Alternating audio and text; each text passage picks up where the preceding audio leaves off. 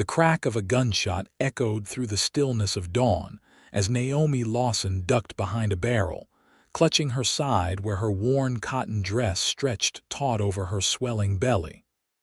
Her heart pounded in her chest, a frantic rhythm that matched the hoofbeats of an approaching horse. 3 months of running had led her to Kelton, Utah, a dusty railroad town that promised anonymity, but delivered something far more dangerous. Her husband had found her. The year was 1885, and the Transcontinental Railroad had transformed this desert outpost into a bustling way station. Naomi had chosen it precisely for this reason, a place where faces blurred, where a woman alone might disappear among the drifters, prospectors, and railroad men. But Frank had tracked her anyway, his rage undiminished by distance or time. "You can't hide from me forever, Naomi." His voice carried on the morning air, slurred with whiskey even at this early hour. "A wife belongs with her husband." Naomi pressed her back against the rough wood of the general store, pulling her shawl tighter around her shoulders despite the growing heat of the June morning. The bruises on her arms throbbed in remembered pain, purple-yellow marks that told the story she never spoke aloud. 5 months pregnant and terrified, she had nowhere left to run. The sound of footsteps crunching on gravel made her press deeper into the shadows. Frank was moving down the alley, checking doorways, his patience wearing as thin as his sobriety. She needed to move, to find another hiding place before he discovered her. From across the street, Mason Grayson watched the unfolding scene with narrowed eyes. Standing on the porch of the town's only hotel, he'd been enjoying his morning coffee when the commotion began. At 32, Mason had seen enough violence in his years as a ranch foreman to recognize the signs of a predator hunting prey. The woman was clearly terrified, and the man pursuing her had already fired one shot into the air, a warning that promised worse to come. Mason set his coffee cup down and reached for his Colt revolver, checking that it was loaded before tucking it back into his holster. His worn leather boots made little sound as he crossed the street, keeping to the shadows of the buildings. "Come out now, Naomi." The drunk man kicked over a stack of crates. "You've humiliated me enough, running off like some common whore." Mason saw the woman flinch at the words, watched as she gathered her skirts and prepared to flee down the alley. Her movement caught Frank's attention, and the man spun around, raising his pistol. "There you are, you ungrateful bitch." What happened next occurred in the space of heartbeats. Mason drew his revolver and fired a single shot, not at the man, but at a hanging lantern just above his head. Glass shattered, raining down and startling Frank enough that his own shot went wild, splintering wood instead of finding flesh. "That's far enough," Mason called, his voice carrying the quiet authority of a man who rarely needed to raise it to be obeyed. "Lower your weapon." Frank turned, rage contorting his features as he took in the sight of Mason standing there, revolver aimed steadily at his chest. "This ain't your business, Cowboy," he snarled. "That's my wife, and I'm taking her home." Mason didn't shift his gaze from Frank's face, but he was acutely aware of the woman, Naomi, pressing herself against the wall, one hand protectively over her belly, the other covering her mouth to stifle a sob. "I'm making it my business," Mason replied. "Now drop the gun before you do something you won't live to regret." For a moment, the entire street seemed suspended in silence. Then Frank's face twisted into a cruel smile. "You willing to die for some woman you don't even know, a woman carrying another man's bastard?" Naomi made a small, wounded sound, and Mason saw her other hand come up to cradle her belly more protectively. "I'm willing to uphold the law," Mason said evenly. "And the law says you don't point guns at people in this town. Sheriff Miller won't take kindly to this disturbance." The mention of the sheriff seemed to penetrate Frank's alcohol-fogged brain.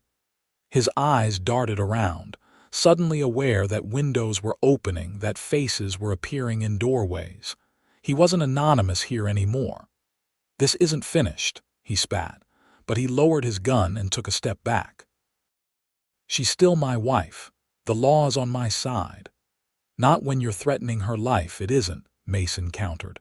"Now I suggest you head over to the livery, get on your horse and ride out of Kelton, today." Frank's jaw worked as he struggled with his rage, but self-preservation won out. He tucked his pistol into his belt. "You'll regret this interference," he said, directing his venom at both Mason and Naomi. "I'll be back, and with the law on my side." He turned and stalked away, pushing past curious onlookers who had begun to gather. Mason didn't holster his weapon until Frank had disappeared around the corner. Only then did he approach Naomi, who had slid down the wall to sit on the ground, shaking visibly. "Madam," he said gently, crouching down to her level but keeping a respectful distance. "Are you hurt?" Naomi looked up at him, her face pale beneath a sprinkling of freckles, her green eyes wide with fear and exhaustion. "No," she whispered, then swallowed hard. "Thank you, sir, he would have." "It's all right now," Mason assured her. He noticed how she tried to pull her sleeves down to cover the bruises that mottled her fair skin. Her dress was of good quality but well worn, and despite her obvious pregnancy, she looked thin, as if she hadn't been eating properly for some time. "My name is Mason Grayson. I work at the Silver Creek Ranch outside of town," he introduced himself, offering his hand to help her up. Naomi hesitated before placing her trembling hand in his. "Naomi Lawson," she replied, her voice barely above a whisper. Though he was telling the truth. "I am his wife." "Before God and the law."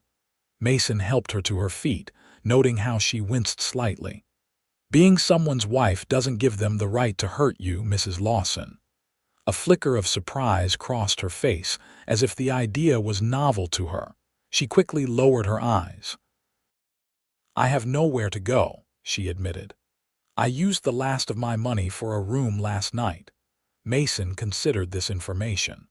The woman clearly needed help, and he couldn't in good conscience leave her to fend for herself, especially not with her husband likely to return. "Mrs.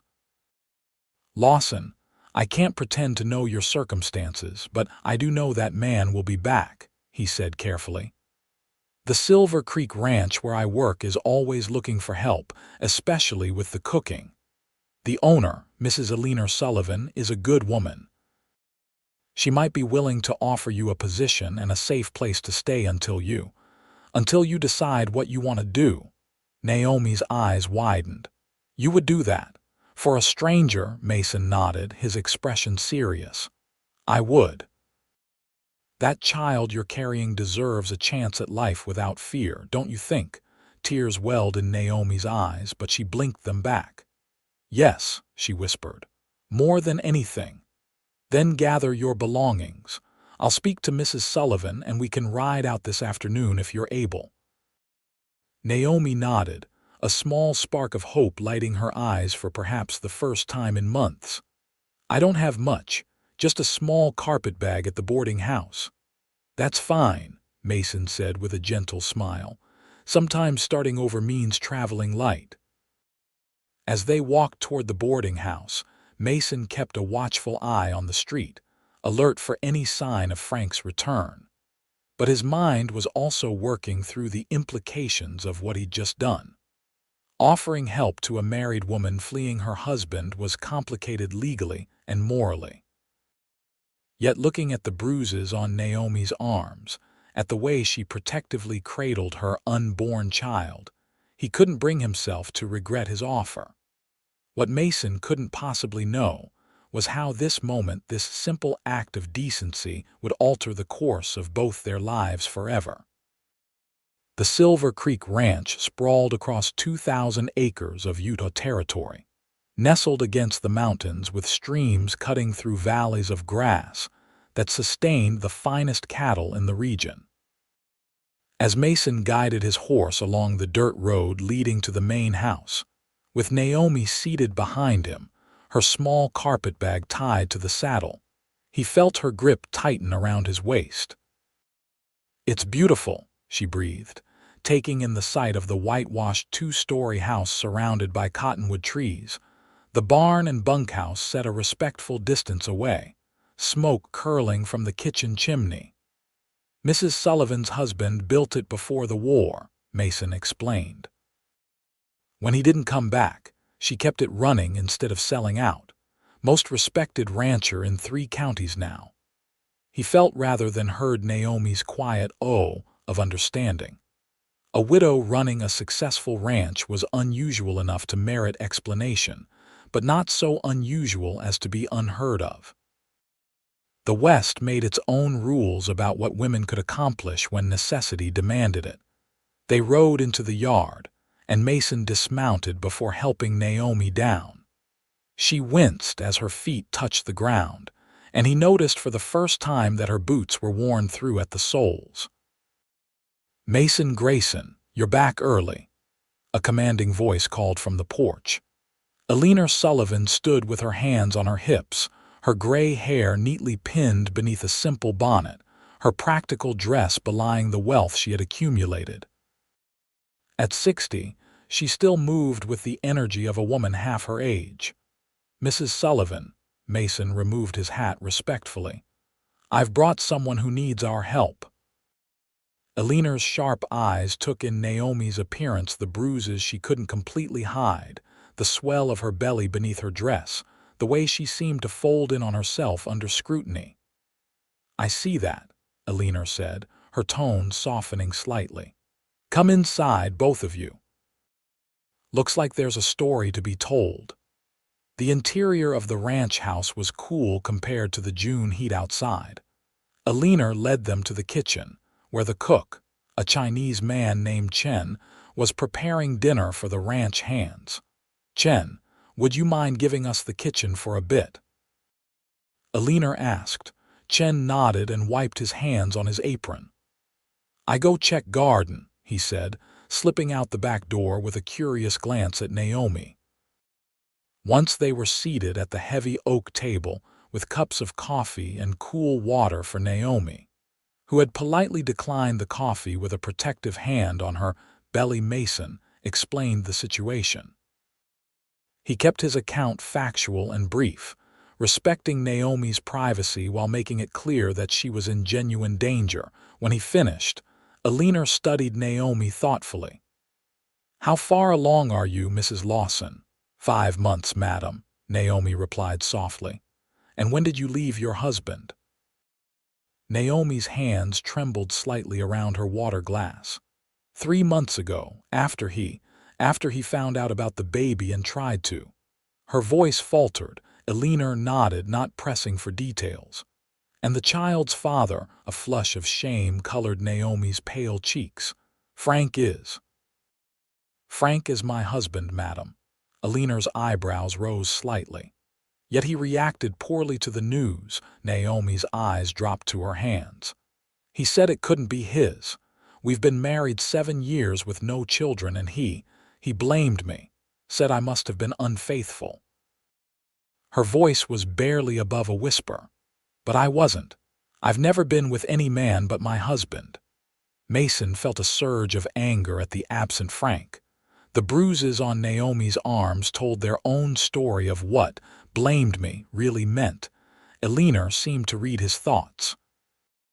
"Some men find it easier to assign blame than to accept God's timing," she said neutrally. "I assume you left to protect yourself and your child." Naomi nodded. I thought if I could just get far enough away, start over somewhere, I could give my baby a chance." Tears welled in her eyes. "I was a school teacher before I married Frank. I thought perhaps I could find work teaching again." "A school teacher," Eleanor repeated, interest sparking in her eyes. "We could certainly use an educated woman around here. The nearest school is in town, and most of the ranch children don't get proper learning." She tapped her fingers on the table thoughtfully. I can offer you room and board, Mrs. Lawson, and a small wage. In exchange, you can help in the kitchen and perhaps teach some basic letters and figures to the children of my workers. When your time comes, we'll see that you have proper care. The generous offer seemed to overwhelm Naomi. I don't know what to say, Mrs. Sullivan. Say yes, Alina replied pragmatically. Unless you have a better option. No, madam, thank you, I accept gratefully. Alina nodded, apparently satisfied. Good. There's a small cabin near the orchard. It was the foreman's place before we built the new one. It needs some cleaning, but it's sound and private. You can stay there. Mason, who had remained silent during this exchange, spoke up. Mrs. Sullivan, what about Frank Lawson? He made it clear he intends to come looking for her. Alina's expression hardened. This is my property, Mr. Grayson. I decide who is welcome here and who is not. If Mr. Lawson appears, he will be treated like any other trespasser. The steel in her voice made it clear what that meant. Naomi looked between them, a mixture of gratitude and apprehension on her face. I don't want to bring trouble to your door. Alina stood, signaling the end of the discussion. Trouble comes whether invited or not, Mrs. Lawson. Better to face it standing among friends than alone on your knees. She turned to Mason. Show her to the cabin and help her get settled. Then send one of the boys to town for her things tomorrow. Yes, madam, Mason agreed, standing and offering his hand to help Naomi up. As they walked toward the door, Alina called after them. And Mason, he turned. Yes, Mrs. Sullivan. Make sure Mrs. Lawson knows how to use a shotgun. Every woman should know how to defend herself and her children. Mason nodded, a small smile touching his lips. Yes, madam. Outside, the late afternoon sun cast long shadows across the ranch yard. Ranch hands were returning from their day's work, casting curious glances at the newcomer walking beside their foreman. Mrs. Sullivan is formidable, Naomi ventured as they walked toward the orchard where the cabin stood. Mason chuckled. That she is. Lost her husband and son both to the war, then built this place up from nearly nothing. She doesn't suffer fools or cowards, but she's fair and generous to those who work hard. She's taking a risk, helping me, Naomi said quietly. Mason stopped walking and turned to face her. Mrs. Lawson, something you should understand about Alina Sullivan, she doesn't see helping people as a risk. She sees it as a duty. He gestured toward the ranch around them. Half the men working here came with stories they'd rather forget. She gave them a chance to write new ones. Naomi studied his face, as if searching for something. And what about you, Mr. Grayson? What story brought you here? Mason's expression remained carefully neutral. That's a tale for another day, Mrs. Lawson. He started walking again. Let's get you settled before dark. The cabin was small but sturdy, with a main room containing a stone fireplace, a wooden table with 2 chairs, and a narrow bed in the corner. A lean-to addition held a wash basin and storage space. It was dusty from disuse, but the roof was sound and the windows intact. It's not much, Mason apologized, lighting the oil lamp on the table as dusk began to fall. Naomi walked slowly around the space, running her fingers over the simple furniture. It's more than I've had in months, she said softly. It's perfect. Mason watched her, noting how the lamplight softened her features, bringing warmth to skin too pale from worry and poor nutrition. For the first time, he allowed himself to really look at her, the rich auburn of her hair escaping from its practical bun, the delicate curve of her neck, the way her green eyes held both wariness and hope. She was beautiful, he realized with a start. Not in the flashy way of saloon girls or the polished manner of wealthy ladies, but in a quiet, enduring way that made something in his chest tighten unexpectedly. Naomi turned and caught him watching her.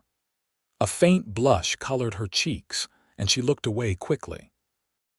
Thank you again, Mr. Grayson, for everything. Mason cleared his throat. Mason, please, and you're welcome. He moved toward the door. I'll bring you some supper from the main house, and tomorrow we'll get this place properly cleaned up and stocked. She nodded gratefully. I don't know how I'll ever repay such kindness. Mason paused at the door. You don't have to repay kindness, Mrs. Lawson. That's why it's called kindness and not a loan. A small smile touched her lips, the first he'd seen, and it transformed her face in a way that made his heart skip a beat. Naomi, she said quietly. If I'm to call you Mason, then please call me Naomi. Mason nodded, suddenly aware of the impropriety of their situation alone in a cabin, addressing each other by first names. Yet somehow, in the vastness of the Western Territory, such formalities seemed less important than the human connection they represented. Rest well, Naomi, he said. You're safe here. As he walked back toward the main house, Mason couldn't shake the feeling that something fundamental had shifted in his world, something he wasn't entirely prepared for, but couldn't bring himself to regret. The summer heat settled over Silver Creek Ranch like a woolen blanket, but Naomi found a rhythm to her days that brought unexpected contentment. Each morning, she rose with the sun to help Chen prepare breakfast for the ranch hands. By mid-morning, she gathered the children, 5 in all, ranging from 4 to 12, in the shade of the large cottonwood tree near her cabin for lessons. The oldest was Maria, daughter of the ranch's Mexican vaquero, Pablo. Solemn-eyed and quick-minded, she absorbed reading and arithmetic with a hunger that reminded Naomi of her teaching days. The twins, Samuel and Sarah, belonged to the ranch blacksmith and were as different as siblings could be. Samuel quiet and thoughtful, Sarah bold and questioning. The youngest were Danny, whose father drove the supply wagon, and little Rose, whose mother helped with the laundry and mending. Naomi found joy in their progress, in watching understanding dawn in their eyes when a concept suddenly made sense. In their company, she could almost forget the fear that still haunted her dreams, the fear of Frank returning, of being dragged back to a life of fear and pain. Almost, but not quite. July brought scorching days and the occasional blessed thunderstorm. Naomi's belly grew more pronounced, and the baby became more active, kicking and rolling in ways that sometimes made her gasp aloud. She'd begun to think of the child as a son with her green eyes and, she hoped, none of his father's cruelty. Mason visited her cabin daily, ostensibly to check that she had everything she needed, but Naomi sensed there was more to his attentions. He brought her wildflowers he'd found while riding the range, repaired her rocking chair without being asked, and lingered after delivering firewood, telling her stories of the land and its history. She found herself looking forward to these visits with an eagerness that both confused and alarmed her. She was a married woman, after all, carrying another man's child. Whatever warmth grew between them could never be anything more than friendship. Yet in unguarded moments, she caught him looking at her with an expression that made her heart flutter in a way it never had for Frank, even in the early days of their courtship. One evening in late July, as purple twilight settled over the ranch, Mason arrived at her cabin with a package wrapped in brown paper. The supply wagon came back from town today, he explained, handing it to her. I took the liberty of ordering some things I thought you might need. Naomi unwrapped the package to find several yards of soft flannel in pale yellow. For the baby, Mason explained, a hint of color touching his tan cheeks. Mrs. Chen said you'd mentioned needing fabric for blankets and such. Touched by his thoughtfulness, Naomi ran her fingers over the soft material. It's perfect, she said softly. Thank you, Mason. He shifted his weight, suddenly awkward. There's something else. May I come in for a moment? Naomi hesitated only briefly before nodding. It wasn't proper, but the ranch operated by its own rules, and Mason had never been anything but respectful. Inside, he removed his hat and placed it on the table, then reached into his vest pocket and withdrew a folded paper. "Sheriff Miller sent word," he said, his expression serious. "Your husband has been asking questions in town, showing your picture around." Naomi's hand went instinctively to her belly, her momentary happiness evaporating. "He's found me," she whispered. "Not yet," Mason assured her, "but he's close. The sheriff told him no one matching your description had been seen, but Frank didn't believe him. He's been staying at the saloon for 3 days now." The room seemed to spin slightly, and Naomi gripped the back of a chair to steady herself. The baby kicked forcefully, as if sensing her distress. "What will I do?" she asked, hating the tremor in her voice. "I can't run again, not like this." She gestured to her swollen belly. Mason stepped closer, his hands coming to rest gently on her shoulders. "You won't have to run," he said firmly. "Mrs. Sullivan has already spoken to the sheriff. This is private property and Frank Lawson is not welcome here. If he trespasses, he'll be dealt with." The fierce protectiveness in his voice should have reassured her, but Naomi knew her husband too well. "You don't understand," she said, tears filling her eyes. "Frank won't be stopped by property lines or threats. When he drinks, he becomes someone else, someone capable of anything. Naomi." Mason's voice was gentle but firm. His hands moved from her shoulders to frame her face, tilting it up so she had to meet his gaze. "I won't let him hurt you again. I promise you that." Something in his eyes, a depth of feeling he hadn't allowed himself to show before, made her breath catch. They stood like that for a long moment, his hands warm against her skin, his eyes conveying what words could not. Then the baby kicked again, forcefully enough that Mason felt it against his own body, breaking the spell between them. He stepped back, his hands falling to his sides. "I should go," he said, his voice rougher than usual. "The men will be looking for me." Naomi nodded, suddenly conscious of the impropriety of their closeness. "Of course." Mason retrieved his hat but paused at the door. "Bar your door tonight, Naomi, just as a precaution." He hesitated, then added, "And remember my promise."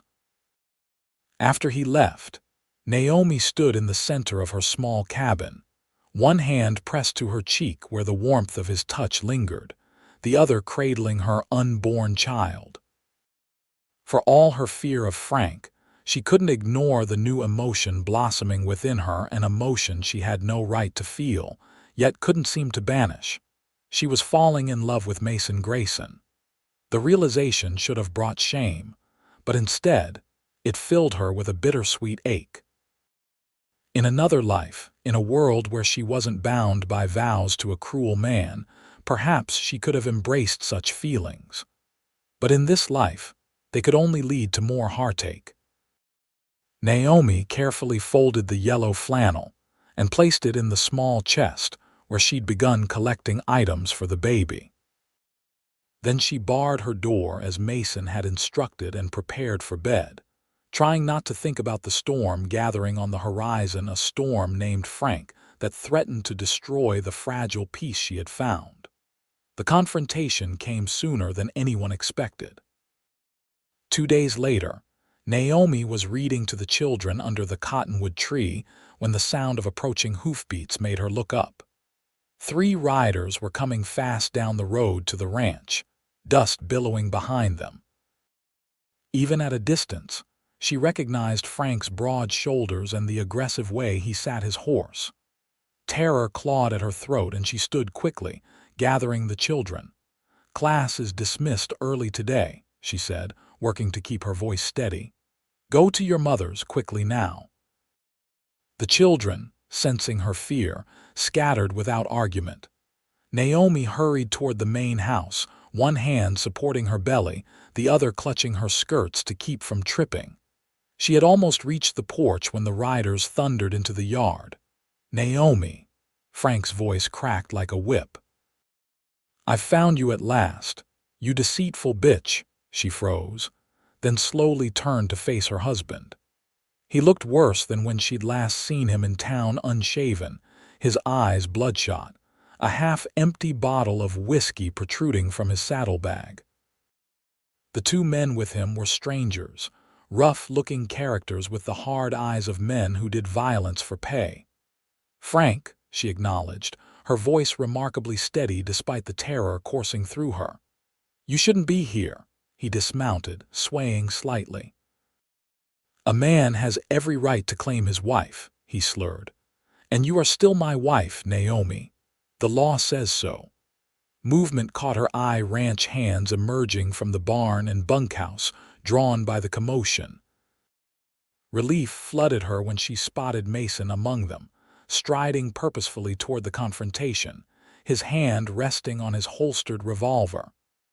"This is private property," Mason called, positioning himself between Naomi and the intruders. "You weren't invited here, Lawson." Frank's eyes narrowed as he recognized Mason from their encounter in town. "You," he spat. "The interfering cowboy.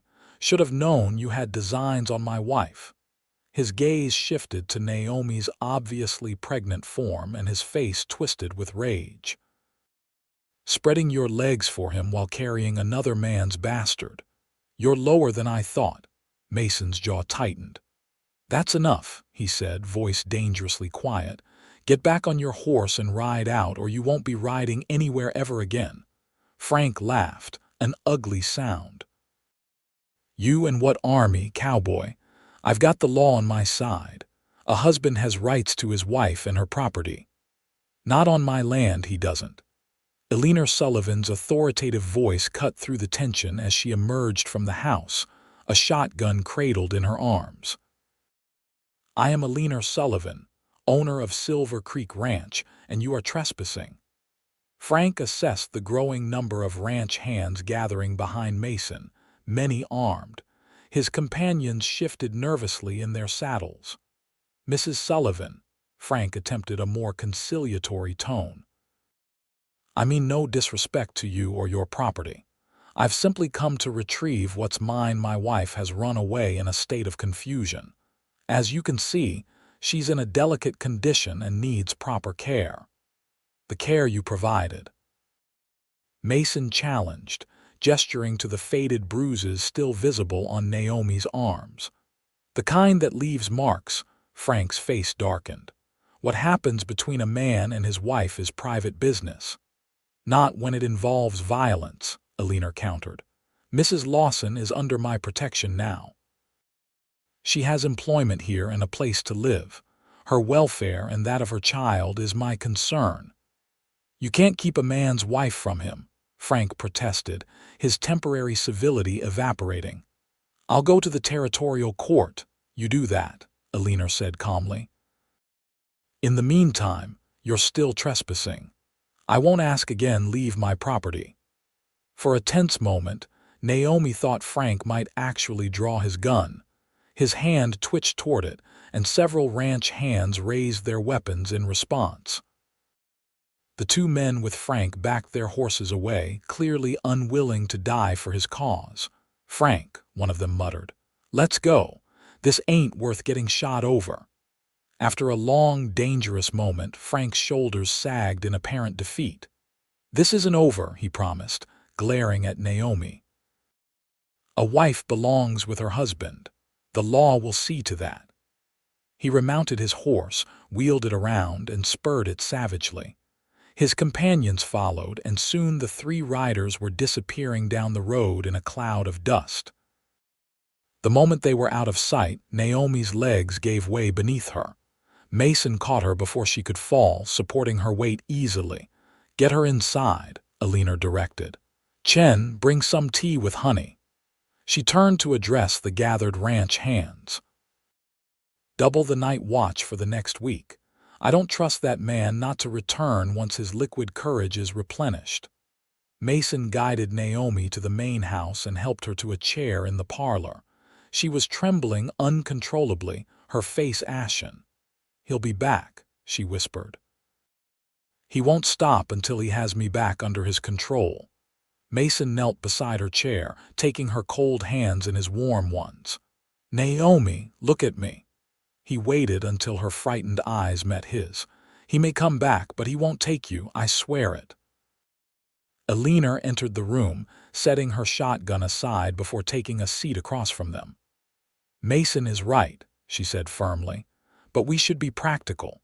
Your husband will likely pursue this through legal channels now. He'll claim his rights as your husband. Naomi closed her eyes briefly. What can I do? Divorce is nearly impossible to obtain, especially for a woman. Alina and Mason exchanged a look Naomi couldn't interpret. There might be another way, Alina said cautiously, but it would require a significant sacrifice. What way? Naomi asked, desperate for any solution. Alina sighed. The territorial courts recognize a husband's rights to his wife and her property, but they also recognize certain circumstances where those rights can be contested. She paused. Abandonment is one such circumstance. Mason straightened, understanding dawning in his eyes. If Frank disappeared for an extended period. Precisely, Alina nodded. If he were to, say, return to wherever you came from, Naomi, and remain there for a sufficient length of time, you could petition for abandonment. But he won't leave, Naomi said miserably. He's too obsessed with controlling me, with saving face in front of others. Then we need to give him a reason to leave, Mason said grimly. A reason compelling enough to override his desire to reclaim you. Naomi looked between them, confusion and fear warring on her face. What are you suggesting? Before either could answer, Chen entered with a tray of tea. The conversation halted as he poured cups for everyone, adding extra honey to Naomi's as Alina had instructed. After he left, Mason spoke again, choosing his words carefully. Frank strikes me as a man whose pride is his weakness. If he believed staying here would bring him greater humiliation than leaving. We need to know more, Alina said thoughtfully. Where did you come from, Naomi? What would draw Frank back there? Naomi sipped her tea, the warmth and sweetness bringing some color back to her face. Missouri, she answered. A small town called Liberty near Kansas City. Frank owned the largest saloon there. It was profitable. The way she said the word suggested the profits came from more than just liquor. Family, Alina pressed. Business partners. His father, Naomi said slowly, realization dawning. Jeremiah Lawson. He owns half the businesses in Liberty, including a controlling interest in Frank's saloon. He was ill when I left, heart troubles. If he died, Frank would stand to inherit, Mason finished. That's it. That's our leverage. Alina nodded. I'll send a telegram to Liberty tomorrow. If the elder Lawson is indeed unwell or better yet deceased, we can use that information. Naomi shook her head, bewildered by their strategic approach. Even if Jeremiah is dying or dead, how does that help us? It only gives Frank more resources to pursue me. Not if he believes staying here will cost him that inheritance, Mason explained. If he thinks someone else might claim it in his absence. Understanding dawned on Naomi's face. His cousin Vernon, she breathed. Vernon has always coveted the saloon. Jeremiah never liked him, but he's family, and if Frank weren't there to claim his birthright. Then we have our plan, Alina said with satisfaction. We'll confirm the situation in Liberty, then ensure Frank receives word that his presence is urgently required there. Mason nodded, but his expression remained troubled. It might work, but it's a gamble, and even if he leaves, he could return once the inheritance is secured. By then, we'll have other protections in place, Alina assured him. She turned to Naomi. For now, I think it's best you stay in the main house, not the cabin. You'll be safer here. Naomi nodded gratefully, though the thought of imposing further on Alina's generosity made her uncomfortable. Thank you, Mrs. Sullivan. I don't know how I can ever repay such kindness." Alina waved away her thanks. "This ranch has prospered because good people found sanctuary here when they needed it most. Your teaching the children is repayment enough." She stood, signaling the end of the discussion. "Mason, help Naomi gather her things from the cabin. I'll have the blue room prepared for her." As Alina left the room, Mason helped Naomi to her feet. Their hands remained clasped a moment longer than necessary, and Naomi found herself drawing strength from his steady presence. "It will work out," he promised softly. "One way or another, you'll be free of him." Naomi wanted desperately to believe him.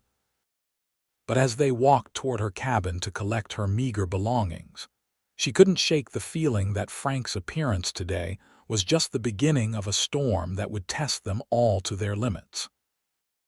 What she couldn't know was how right that feeling would prove to be, and how the coming weeks would forever alter not just her fate, but Mason's as well. The telegram from Liberty arrived 3 days later, bringing news that exceeded their hopes. Jeremiah Lawson had indeed passed away 2 weeks prior, leaving his considerable business interests in limbo. More importantly, according to the town's telegraph operator, Vernon Lawson was actively petitioning the probate court to have himself named executor of the estate in Frank's absence. Armed with this information, Alina set her plan in motion.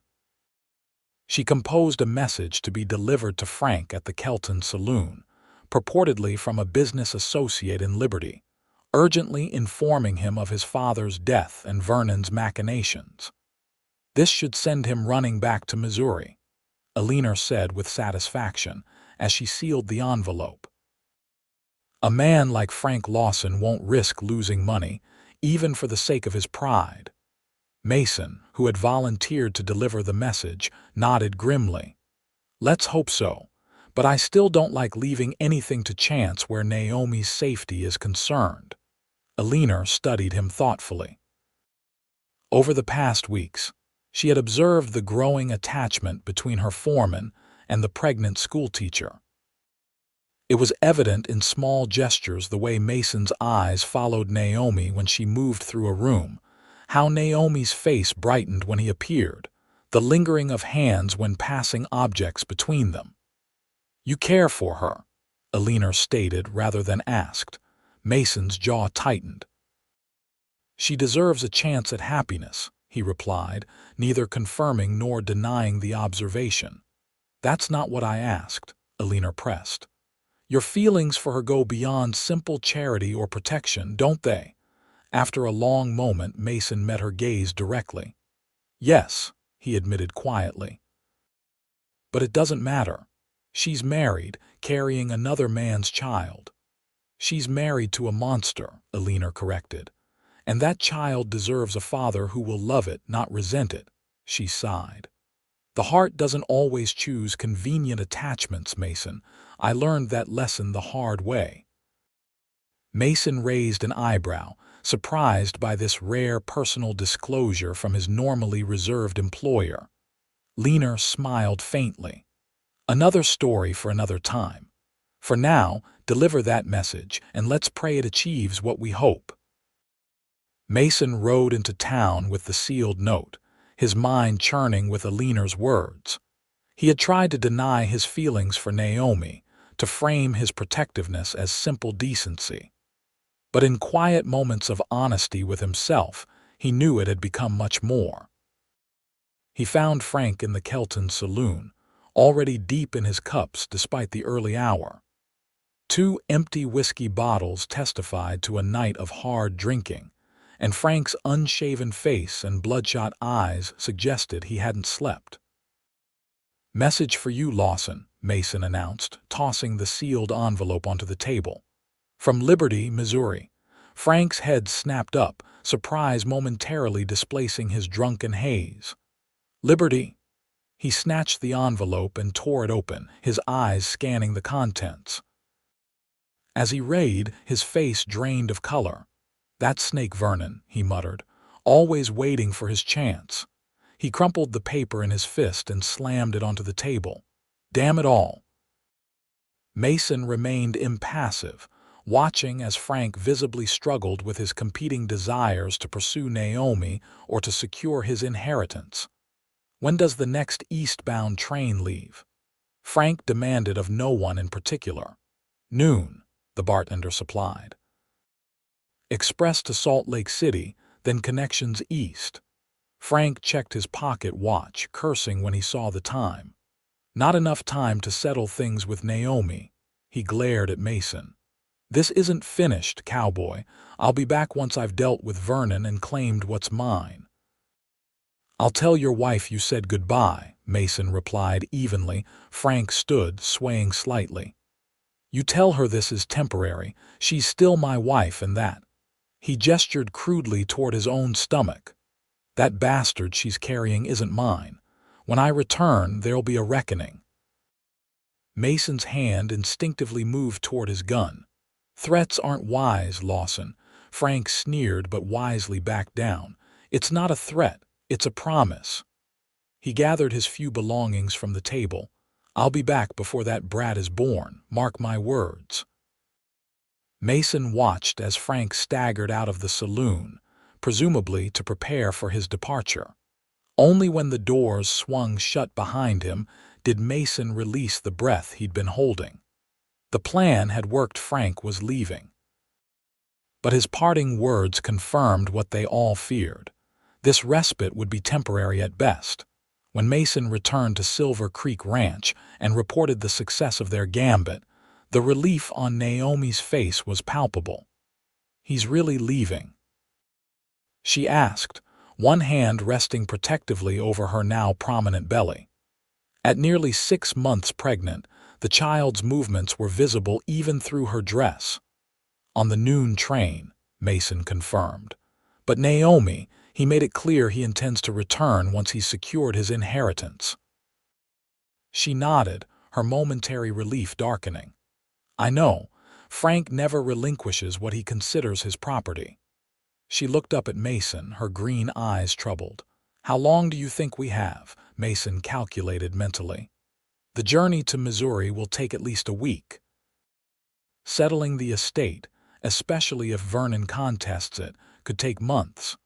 But Frank won't wait for legal processes if he can avoid them, Naomi finished. He'll bribe or threaten his way to a quick resolution if possible. 2 months, Alina interjected, joining them on the porch where they stood. Maybe 3 if we're fortunate, time enough to consider more permanent solutions. Naomi sighed, gazing out over the ranch that had become her sanctuary. I've imposed on your kindness long enough, Mrs. Sullivan. Perhaps I should move on, find somewhere Frank wouldn't think to look. Absolutely not, Mason said sharply, then moderated his tone. Forgive me, but running while with child is too dangerous. And where would you go that would offer more protection than here? Alina nodded agreement. Mason is right. Besides, the children are thriving under your tutelage. Little Danny is actually reading now. His mother was in tears of joy yesterday. Naomi smiled at this, momentarily distracted from her worries. He's a bright boy. They all are in their different ways. Then it's settled, Alina said with finality. You'll remain here, and we'll use this time to plan more thoroughly. She looked pointedly at Mason. All options should be considered. The meaning behind her words hung in the air between them. Mason knew what Alina was suggesting, a more permanent solution to Naomi's predicament, one that would require significant sacrifice on his part and possibly Naomi's as well. But before he could respond, Naomi swayed suddenly, her face paling. Oh, she gasped, clutching her belly. Mason was at her side instantly, supporting her. What is it? The baby? Naomi nodded, her expression a mixture of surprise and wonder rather than pain. He's kicking so strongly today. Here. Without thinking, she took Mason's hand and placed it on the side of her belly. Mason froze at the intimate contact, but then he felt it a distinct, forceful movement against his palm. Something profound shifted within him at that moment, a protective instinct so powerful it took his breath away. "That's remarkable," he said softly, his eyes meeting Naomi's.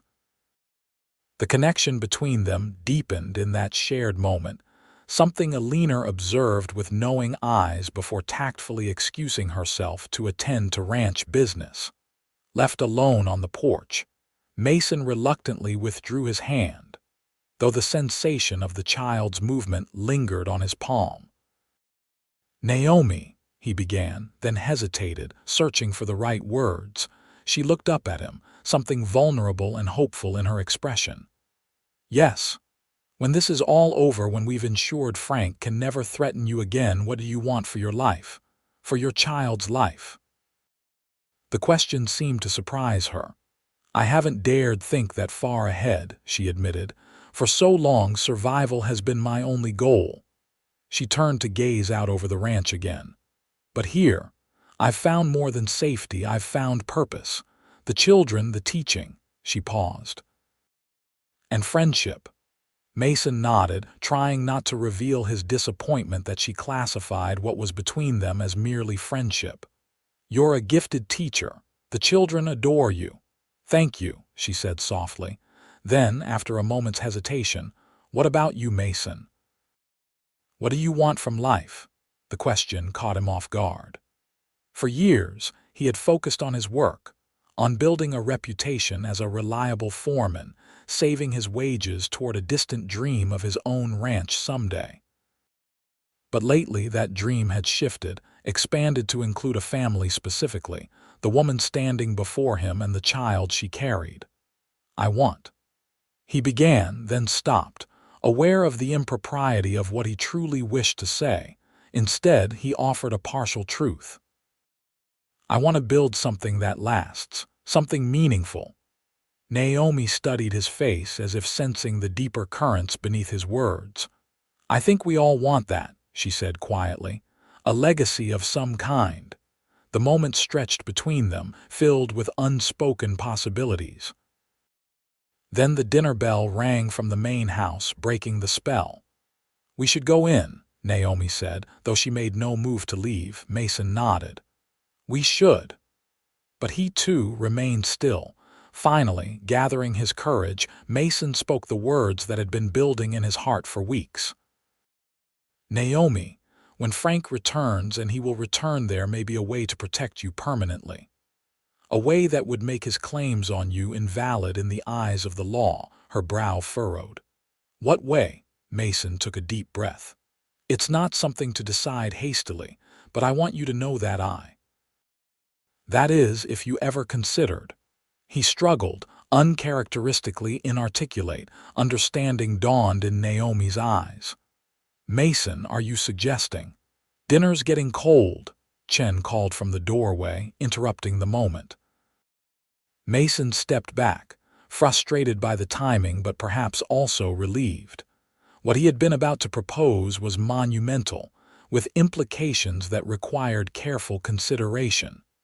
"We'll continue this conversation later," he promised, offering her his arm. Naomi took it, her touch sending warmth through him despite the summer heat. As they walked toward the house, Mason silently vowed that whatever it took, he would ensure her freedom and safety, even if it meant sacrificing his own heart in the process. August melted into September, bringing slightly cooler days but no word of Frank Lawson. Life at Silver Creek Ranch settled into a comfortable routine for Naomi. Her classes with the children expanded to include several adults from the ranch who wished to improve their reading or arithmetic skills.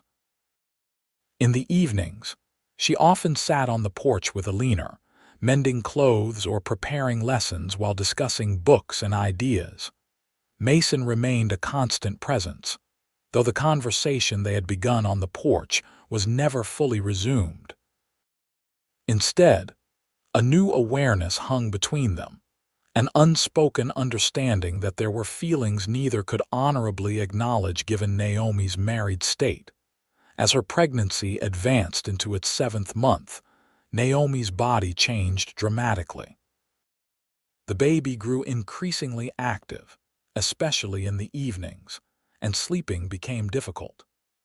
Dr. Wilson from Kelton visited twice, pronouncing both mother and child healthy but advising Naomi to rest more as her October due date approached. "You're carrying low," the doctor observed during his September visit. "The baby has dropped into position already. It might come earlier than we expected."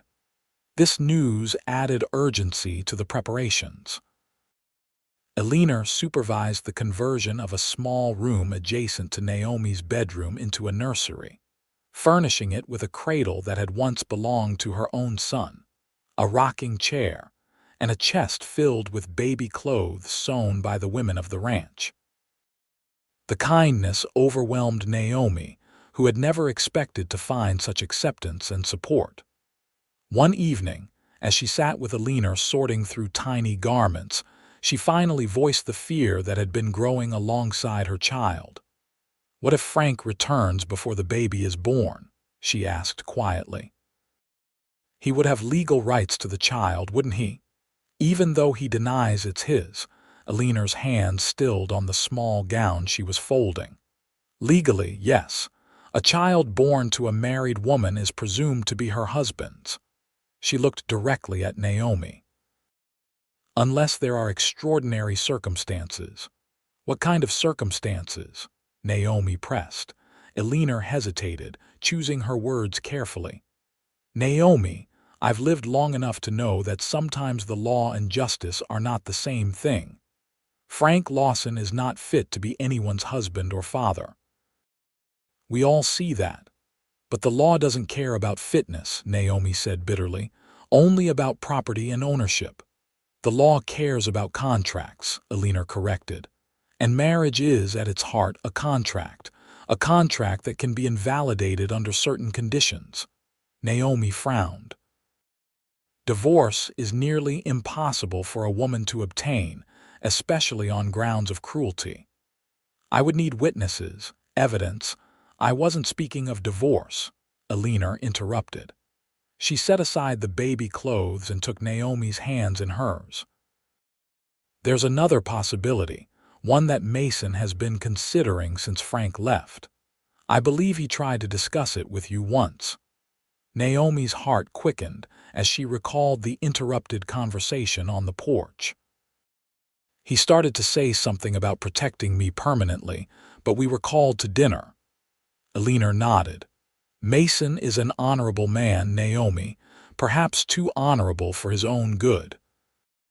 He believes there's only one sure way to protect you and your child from Frank, but he struggles with whether suggesting it would be taking advantage of your vulnerable position."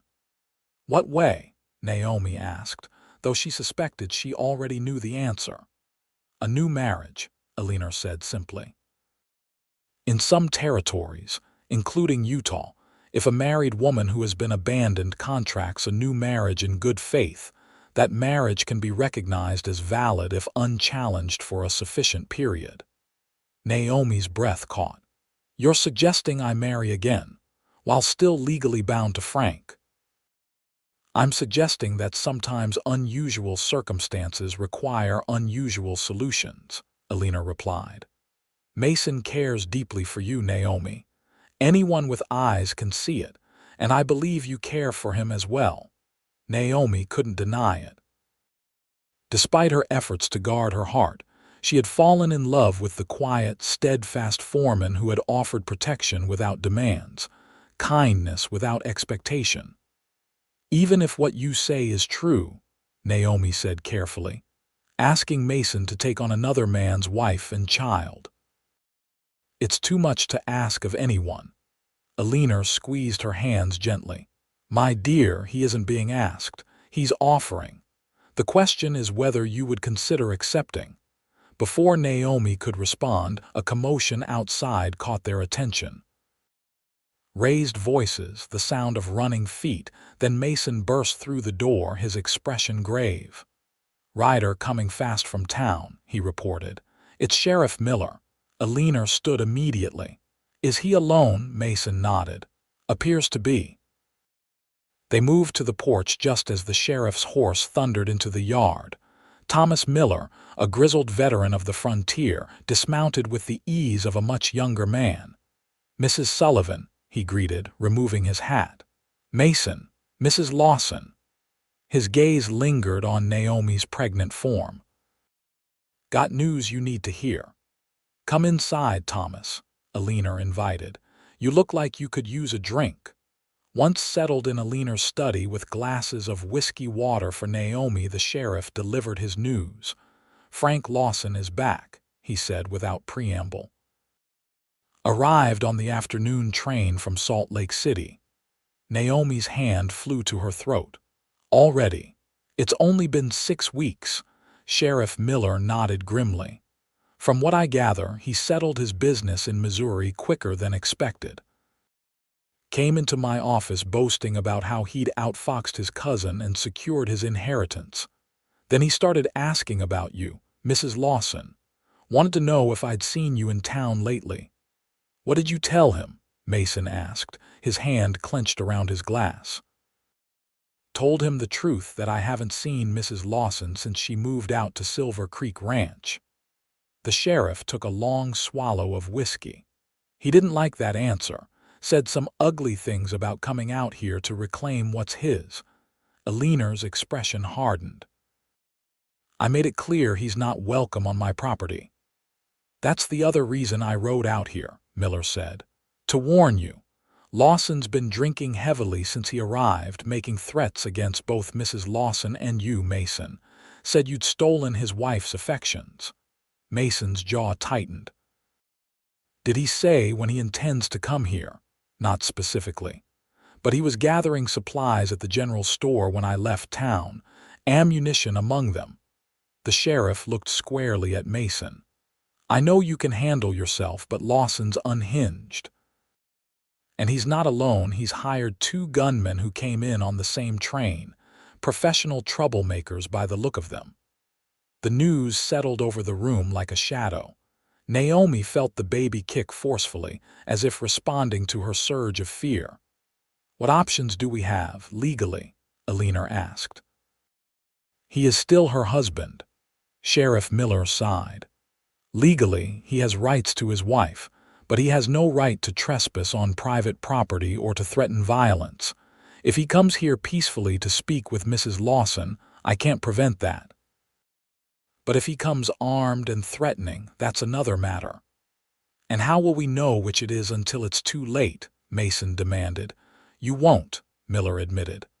"That's why I'm here to warn you. Post guards, be vigilant. I'll ride back to town and try to keep an eye on Lawson, maybe slow him down if I can. But ultimately, this is a domestic matter the law isn't well equipped to handle." Naomi felt a crushing weight of guilt. Her problems had put everyone at Silver Creek Ranch in danger. "Perhaps I should go with you, Sheriff," she suggested, though the words tasted like ash. "Speak with Frank myself, try to reason with him." "Absolutely not," Mason said firmly, at the same time Alina declared, "out of the question." Sheriff Miller shook his head. "With all due respect, Mrs. Lawson, from what I've seen of your husband, reasoning isn't his strong suit, especially not when he's been drinking, and in your condition." He gestured to her advanced pregnancy. "The sheriff is right," Alina said. "You're staying here where we can protect you." Mason turned to Miller. "How much time do you think we have?" The sheriff considered. "He was still provisioning when I left, and he seemed determined to continue drinking.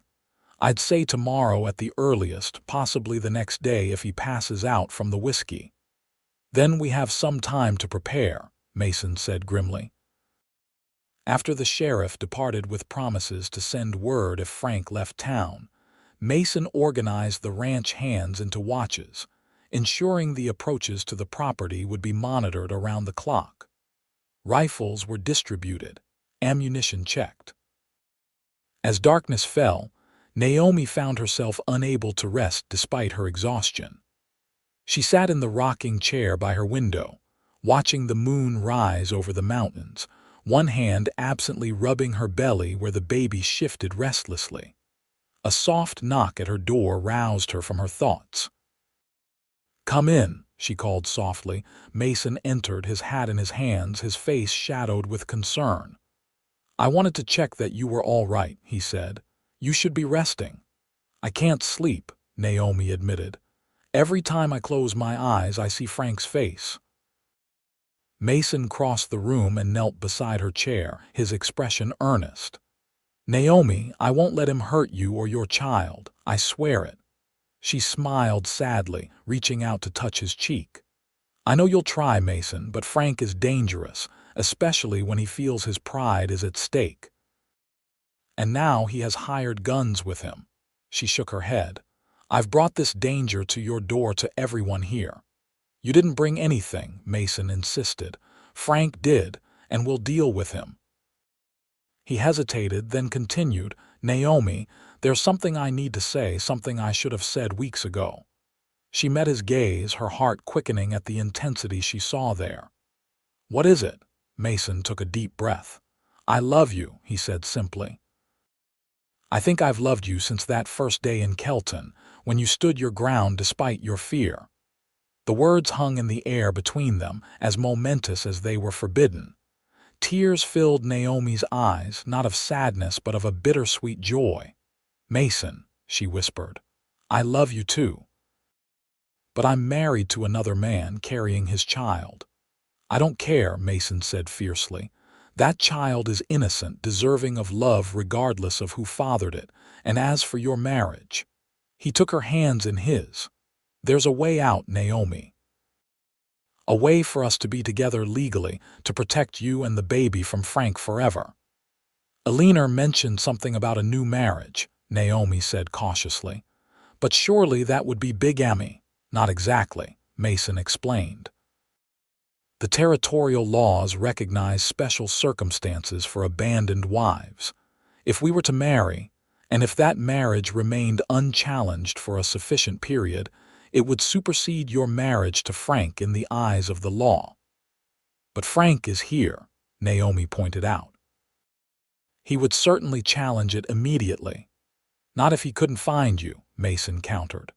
"Not if we were somewhere else, somewhere he wouldn't think to look, until after the baby is born and our marriage is established." Naomi's mind raced with the implications. "You're suggesting we run away? Leave Silver Creek?" Mason nodded. "Just until it's safe to return. I've saved almost enough to buy my own small ranch. It's not much, but it would be ours, a place where you and the baby would be safe, where we could build a life together." The offer was so generous, so selfless that Naomi found herself speechless. This good man was willing to give up everything, his position, his reputation, perhaps even his dream, to protect her and a child not his own. "Mason," she said finally, "I can't ask that of you. The scandal alone could ruin your prospects forever. And what about Alina? The ranch needs you." "Alina would understand," Mason insisted. "She practically suggested this solution herself. As for scandal—" He shrugged. "I've never much cared what others think of me, only what I think of myself. And I couldn't live with myself if I didn't do everything possible to keep you safe." Before Naomi could respond, a sharp pain gripped her abdomen. She gasped, clutching her belly.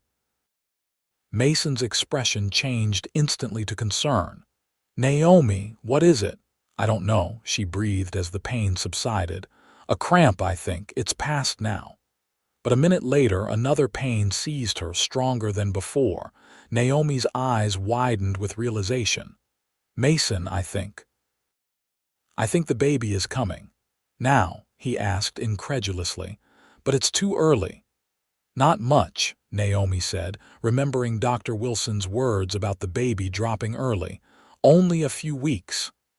Another contraction gripped her, and she clutched Mason's hand, her knuckles white. When it passed, Mason helped her to the bed. "I'll wake Alina and send for the doctor," he said, his voice steady despite the alarm in his eyes. As he turned to leave, Naomi caught his wrist. "Mason, wait."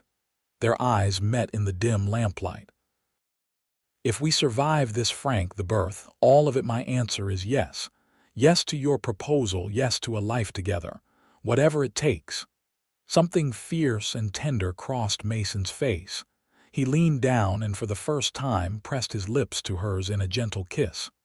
We'll survive, he promised. All three of us. Then he was gone, running to wake Alina and set in motion the preparations for a birth none of them had expected so soon, a birth that would forever change their lives in ways they couldn't possibly anticipate. Dr. Wilson arrived at Silver Creek Ranch just before dawn, his horse lathered from the hard ride. By then, Naomi's labor was well established, her contractions coming regularly every few minutes.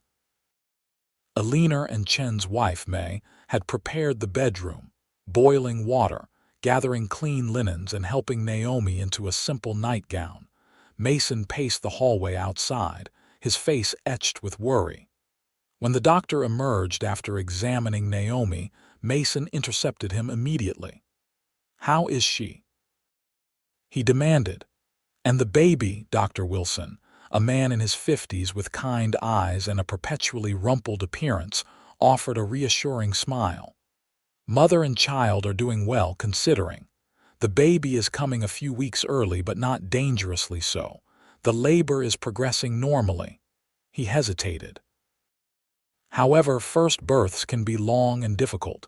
We could be in for many hours yet." Mason nodded, though his expression remained tense. "And the danger from Frank Lawson." Sheriff Miller mentioned that complication.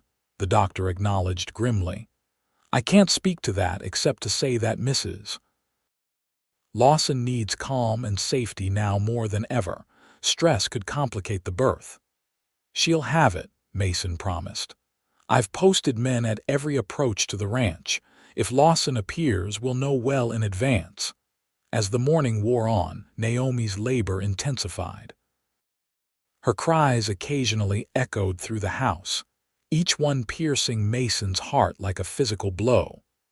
He continued his vigil in the hallway, unable to be with her but unwilling to be far from her side. Around noon, one of the ranch hands, a young man named Tomas, burst into the house. "Riders coming," he reported breathlessly. 3 men matching the description of Lawson and his hired guns. Mason's blood ran cold, but his voice remained steady as he issued orders. "How far out?" "Maybe 15 minutes, Tomas estimated. "They're coming from the east road, moving fast." Mason turned to Alina, who had emerged from Naomi's room at the commotion. "How is she?" "Close," Alina replied tensely. "The doctor says it won't be much longer." Mason made a swift decision. "Keep everyone inside. Lock the doors. I'll deal with Lawson." Alina caught his arm as he moved toward the door. "Mason, be careful. That man is beyond reason where Naomi is concerned." With a grim nod, Mason strode outside, checking his revolver before tucking it into his holster. 6 of his most trusted ranch hands had already assembled on the porch, rifles ready. "No one shoots unless I give the order," Mason instructed. "But if it comes to it, aim to stop, not to wound. These men are dangerous."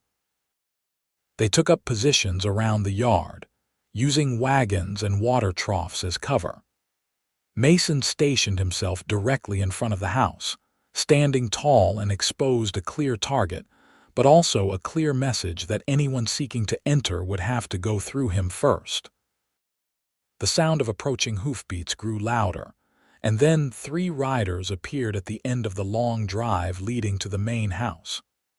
Frank Lawson rode in the center, his face flushed with alcohol and rage even at this distance. Flanking him were 2 hard-faced men, clearly the hired guns Sheriff Miller had warned about. "That's far enough, Lawson," Mason called when they were still 50 yards out. "You're trespassing on private property." The 3 riders pulled their horses to a stop. Frank swayed slightly in his saddle, evidence of his continued drinking. "I've come for my wife," he shouted back. "Send her out and we'll leave peacefully." Mrs. Lawson is indisposed, Mason replied, deliberately using her married title. She's in labor. The doctor is with her now. This news seemed to inflame Frank further. All the more reason I should be with her. That's my child she's bearing, is it? Mason countered. You've made it clear you don't believe that. In fact, you've denied paternity to anyone who would listen. Frank's face darkened. What happens between a man and his wife is private business. Now stand aside, or we'll move you. His hand drifted toward his gun, and his companions followed suit. Mason remained still, but he was acutely aware of the ranch hands adjusting their aim from their hidden positions. The last time you came here, Mrs. Sullivan made it clear you're not welcome, Mason said evenly. That hasn't changed. The doctor is attending to Mrs. Lawson. When the baby is safely delivered, if she wishes to speak with you, that will be her decision. Her decision? Frank laughed harshly. A wife doesn't get to make decisions against her husband's wishes. The law is on my side, Cowboy. The law doesn't permit you to trespass or threaten violence, Mason pointed out. Sheriff Miller made that clear. If you have legitimate business with your wife, you can petition the court for visitation. One of Frank's companions leaned over to mutter something in his ear. Frank shook him off irritably. I'm not leaving without Naomi, he declared. She humiliated me, running off like a thief in the night. Everyone back home knows she's gone. They're laughing behind my back, saying I couldn't control my own wife. And there it was, the real reason for Frank's pursuit. Not love, not concern for his wife or child, but wounded pride and the fear of appearing weak before others. Go home, Frank, Mason said, using the man's first name deliberately, a subtle dismissal of his authority. You've secured your inheritance. You have your father's businesses. Let Naomi go. Let her raise her child in peace. For a moment, something like uncertainty crossed Frank's face. Then his expression hardened again. She's still my wife. That child is legally mine whether I want it or not, and I won't be made a fool of. He reached for his gun. Last chance to stand aside. Before Mason could respond, a woman's scream tore through the air. Naomi, in the final throes of childbirth. The sound momentarily distracted everyone, including Frank and his companions. In that instant of distraction, Mason drew his weapon with lightning speed, his aim unwavering. Don't, he warned softly. Frank froze, his gun half drawn. His companions looked to him for direction, hands hovering near their own weapons. The standoff might have ended there, with tense words and threats but no bloodshed, had Naomi's scream not been followed by another sound, the thin, wavering cry of a newborn child. The baby's first cry carried clearly in the still afternoon air. Frank's head jerked toward the sound, his expression a complex mixture of emotions Mason couldn't fully decipher. My son, Frank muttered. Then, louder, my son is born. You don't know it's a son, Mason pointed out, and you've made it abundantly clear you don't believe it's yours at all. Frank's grip tightened on his half-drawn gun. It bears my name regardless. I have rights. Rights you forfeited when you beat your wife and drove her to flee in fear of her life, Mason countered. Rights you forfeited when you denied your own child. Inside the house, the baby continued to cry strong, healthy wails that spoke of good lungs and fighting spirit. Each cry seemed to push Frank closer to the edge of his control. Stand aside, he shouted, fully drawing his weapon now. Mason didn't flinch. No. What happened next occurred in heartbeats. Frank aimed his pistol at Mason's chest. The two hired guns followed suit. Behind Mason, the hidden ranch hands raised their rifles. The air crackled with tension, every man poised to fire. Then a single shot rang out, but not from any of the men in the standoff. Eleanor Sullivan stood on the porch, her shotgun smoking. She had fired into the air, the sound cracking like thunder in the tense silence. That's enough," she called, her voice carrying the authority of decades commanding men on the frontier. "The next shot won't be a warning. Frank Lawson, you and your men will leave my property immediately, or I'll have you arrested for trespassing and attempted murder." Frank's eyes darted between Mason, Alina, and the ranch hands who had revealed their positions at Alina's appearance. Slowly, the reality of his situation seemed to penetrate his alcohol-fueled rage. He was outnumbered and outgunned.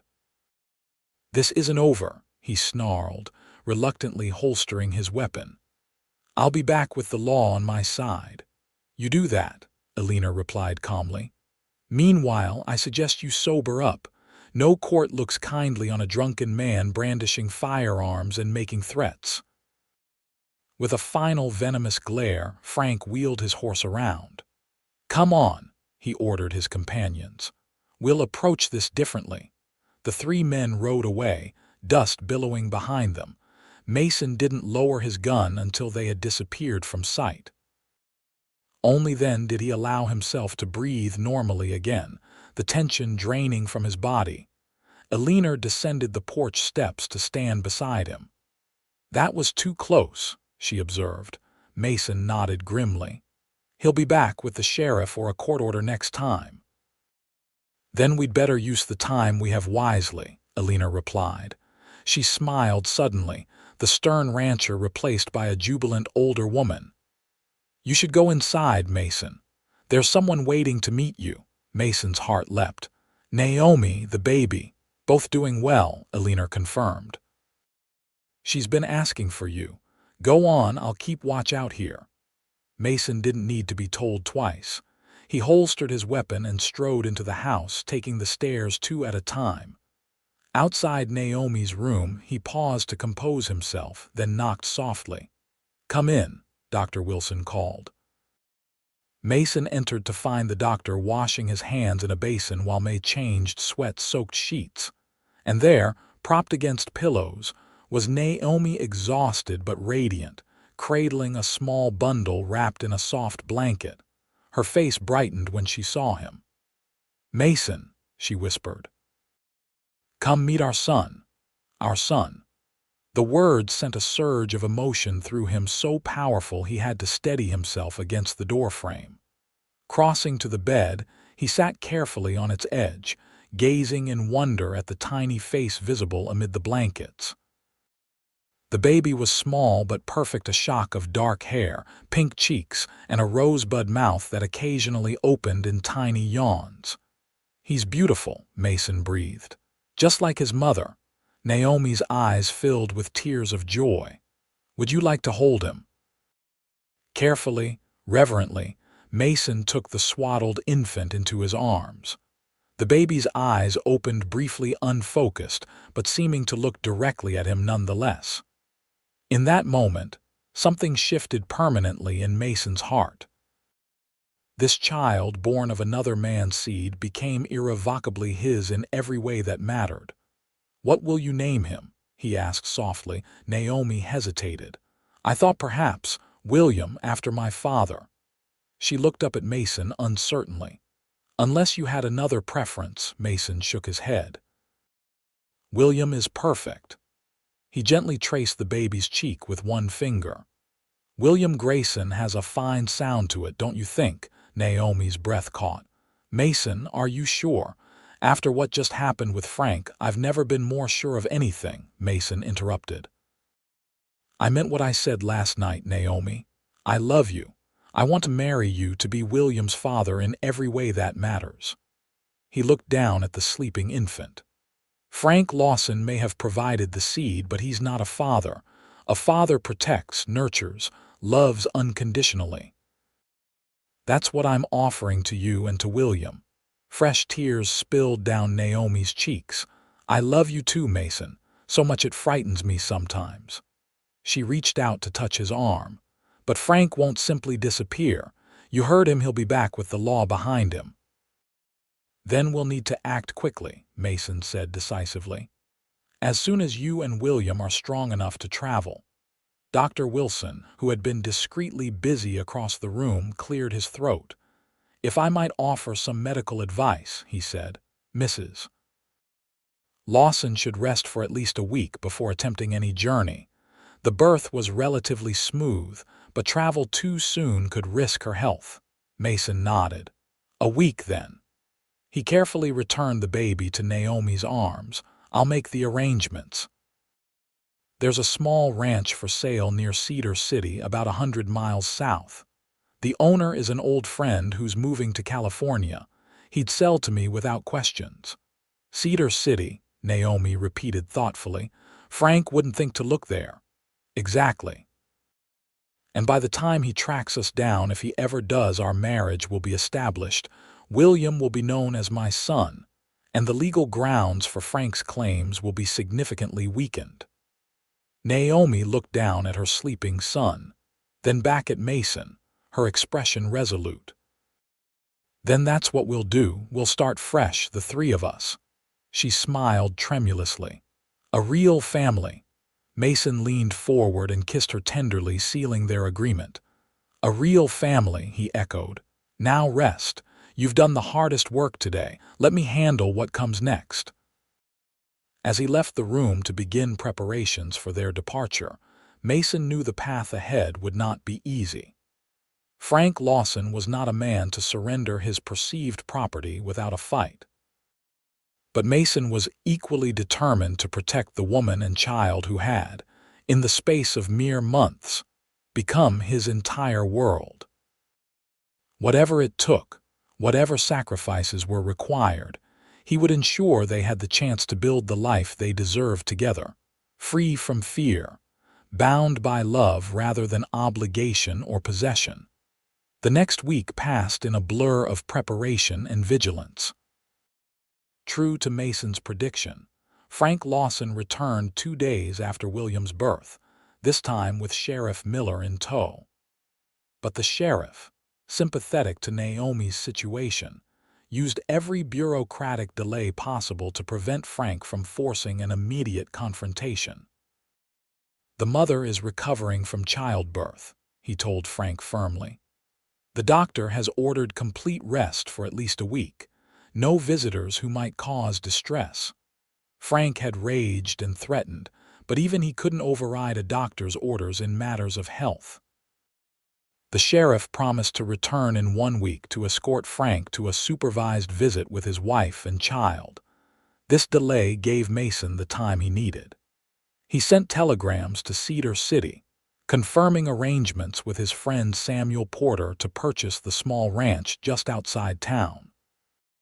He withdrew his savings from the Kelton bank, quietly loaded a wagon with essential supplies, and prepared the least conspicuous route south, avoiding main roads where possible. Eleanor Sullivan, proving once again why she was the most respected rancher in 3 counties, orchestrated the plan with military precision.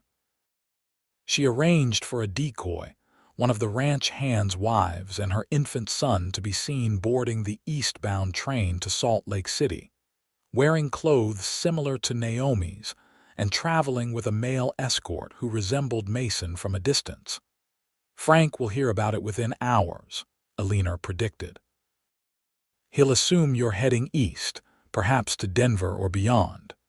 By the time he realizes he's following the wrong trail, you'll be well established in Cedar City." On the night before their planned departure, a small, solemn ceremony took place in Eleanor's parlor. Judge Harold Whitman, an old friend of Eleanor's late husband, had ridden out from Kelton under the pretext of discussing cattle sales.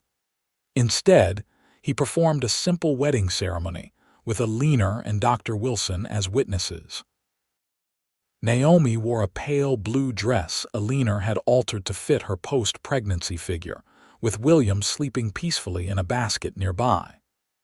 Mason stood tall in his best shirt, his eyes never leaving Naomi's face as they exchanged vows.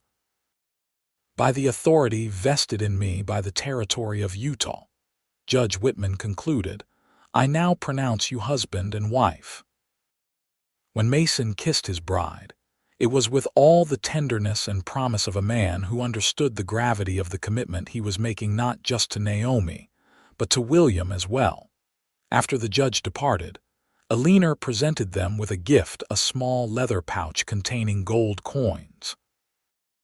"Consider it a wedding present and an advance on Mason's final wages," she said firmly when Mason tried to protest. "You'll need it to establish yourselves." In the pre-dawn darkness the following morning, Mason loaded Naomi and William into a covered wagon. The baby, remarkably cooperative, slept bundled against his mother's chest. 4 of Alina's most trusted ranch hands would accompany them for the first 50 miles, ensuring no one followed. "I'll send word when Frank discovers he's been deceived," Alina promised as they prepared to depart. "And I'll make sure any mail addressed to either of you is forwarded through my contacts in Cedar City." Naomi embraced the older woman tearfully. "I can never repay your kindness, Mrs. Sullivan." Alina patted her back. "You already have, by bringing joy back to Mason's life. I've never seen him as happy as he's been since you arrived." She stepped back, her usual practical demeanor returning. "Now go before the town wakes, and remember you're Mr. and Mrs. Mason Grayson now, newly arrived from Colorado with your infant son. Stick to that story." With final embraces and promises to write, they set off into the lightening dawn. The journey would take nearly a week, following back roads and trails to avoid detection. They traveled mainly at night in the beginning, resting during daylight hours in hidden spots away from main trails. William proved to be an extraordinarily good baby, rarely crying and sleeping contentedly in the makeshift cradle Mason had constructed in the wagon. Naomi recovered her strength gradually, the love she felt for both her son and her new husband giving her a resilience she hadn't known she possessed. For Mason, each mile that took them farther from Kelton and Frank Lawson was a victory. Each night, as he watched Naomi nursing William by firelight, he felt the rightness of their unconventional family solidify into certainty. Whatever legal complications might arise in the future in his heart, they were already bound in the ways that truly mattered. On the 7th day of travel, they crested a ridge and saw Cedar City spread below them in a green valley, a growing settlement that offered both anonymity and opportunity. "There it is," Mason said, pointing. "And just beyond that grove of trees to the north, that's the Porter Ranch, our new home." Naomi took his hand, squeezing it tightly. William slept against her shoulder, his tiny features peaceful in repose. "Our new beginning," she corrected softly. Mason leaned over to kiss her, then flicked the reins to urge the horses forward. As they descended toward their future, he felt a profound sense of rightness. The path that had brought them here had been marked by pain and fear, but what lay ahead was theirs to shape with love and determination. Whatever storms might come, and Mason had no illusions that Frank Lawson would simply disappear from their lives, they would face them together.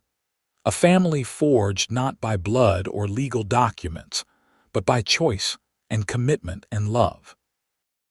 The Porter Ranch was smaller than Silver Creek, comprising just 200 acres of good grazing land with a modest but well-built house, a barn, and several outbuildings. Samuel Porter had left it in excellent condition, the fields fenced, the well reliable, even the house furnished with basic necessities. "Sam said to consider the furniture part of the sale," Mason explained as he carried Naomi over the threshold, William cradled in her arms. He only took personal items to California.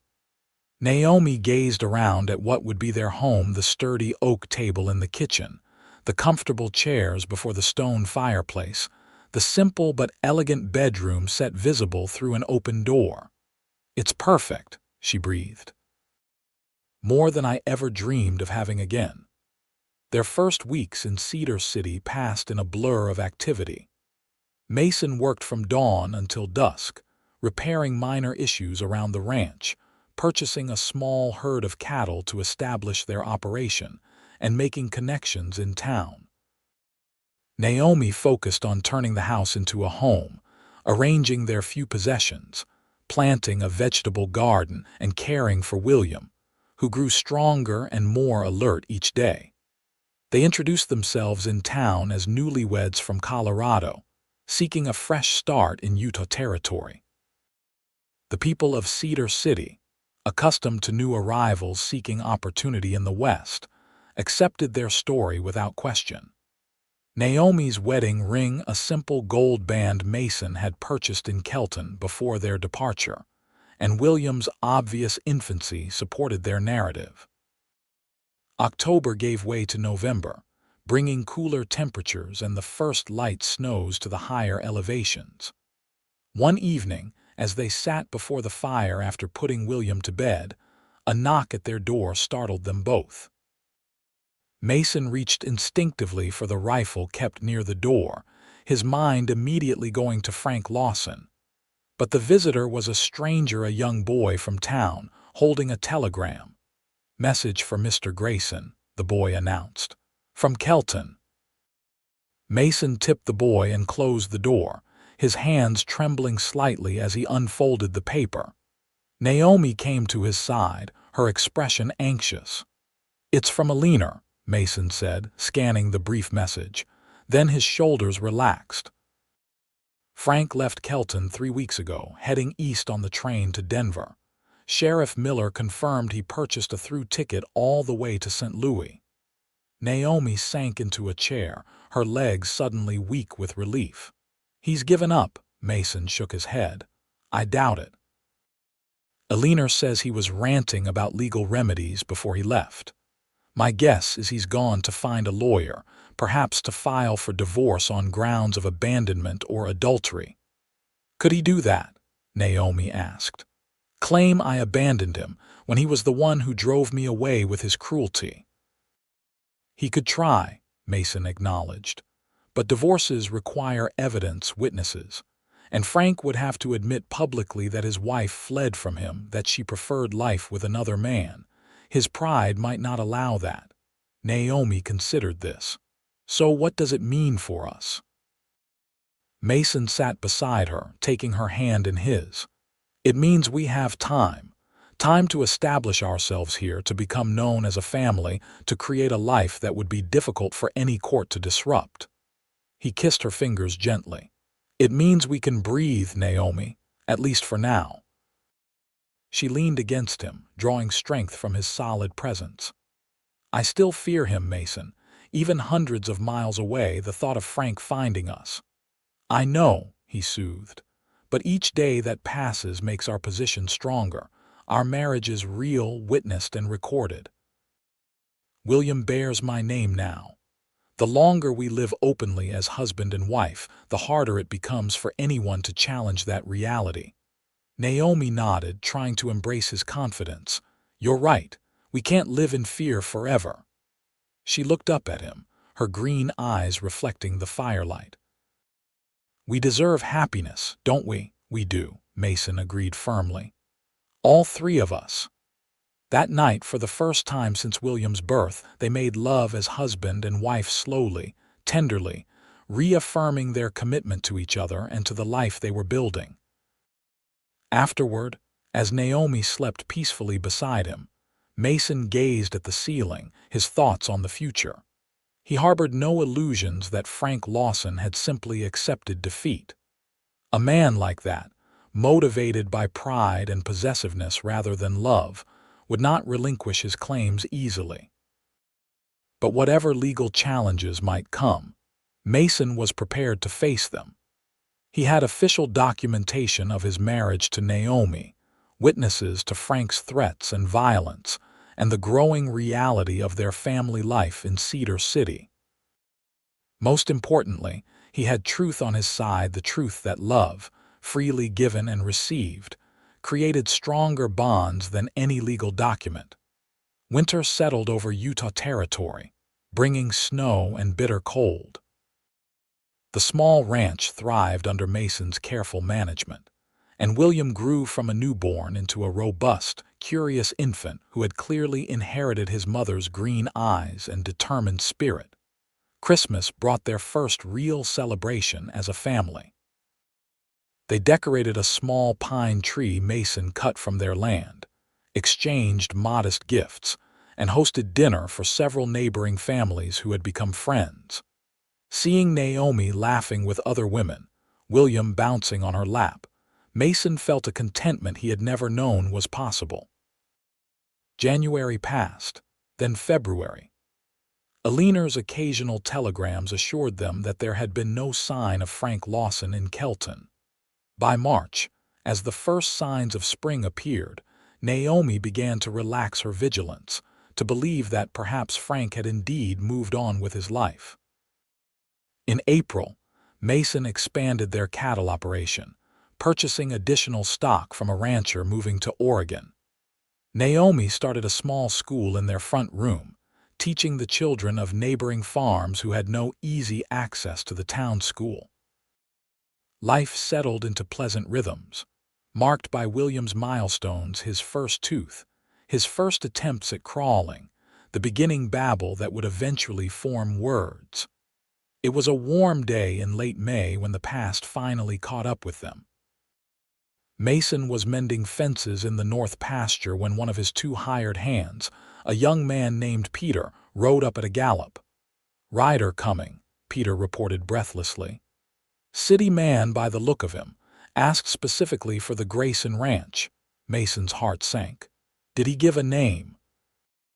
Peter shook his head. "No, sir, but he's carrying a leather case like a lawyer might." "Get back to the house," Mason instructed.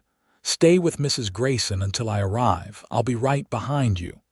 As Peter rode off, Mason quickly gathered his tools, his mind racing.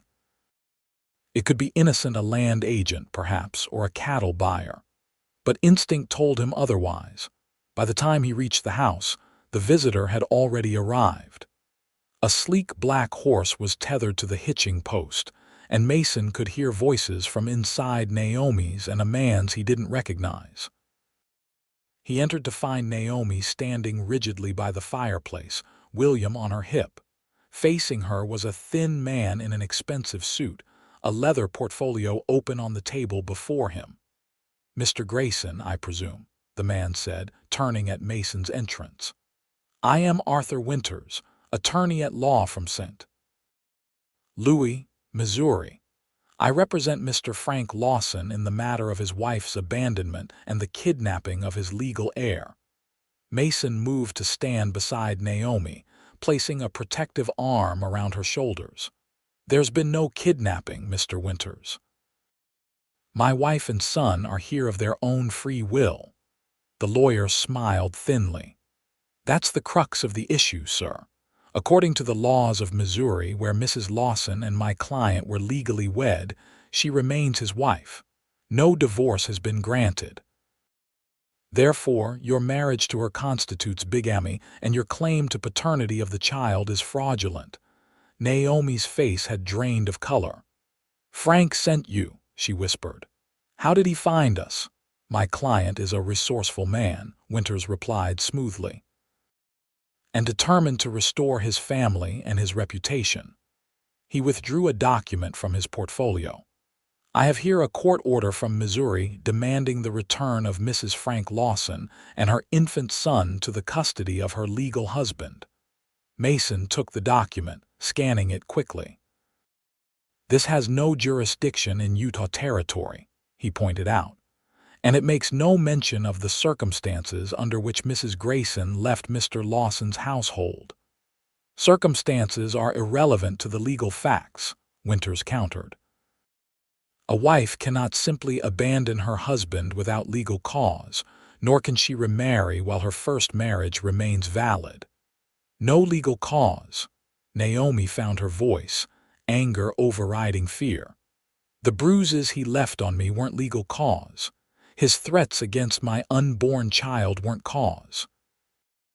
William, sensing his mother's distress, began to whimper. Naomi bounced him gently, murmuring soothing sounds. Winters had the grace to look somewhat discomfited. Mrs. Lawson, I don't presume to know what transpired between you and my client. I am merely representing his legal interests. His interests, not his rights, Mason corrected. Mr. Winters, your client abandoned his wife during her pregnancy, publicly denied paternity of her child, and threatened violence against both her and me. We have witnesses to these facts, including the sheriff of Kelton and Mrs. Eleanor Sullivan, a respected rancher. Be that as it may, Winters persisted, the legal reality remains unchanged. In the eyes of the law, Naomi Lawson is still married to Frank Lawson. Your subsequent marriage to her has no standing. Mason remained outwardly calm, though his mind was racing through options. What exactly does your client want, Mr. Winters? Money, the lawyer hesitated. Mr. Lawson's primary concern is the restoration of his family and his good name. However, he cleared his throat.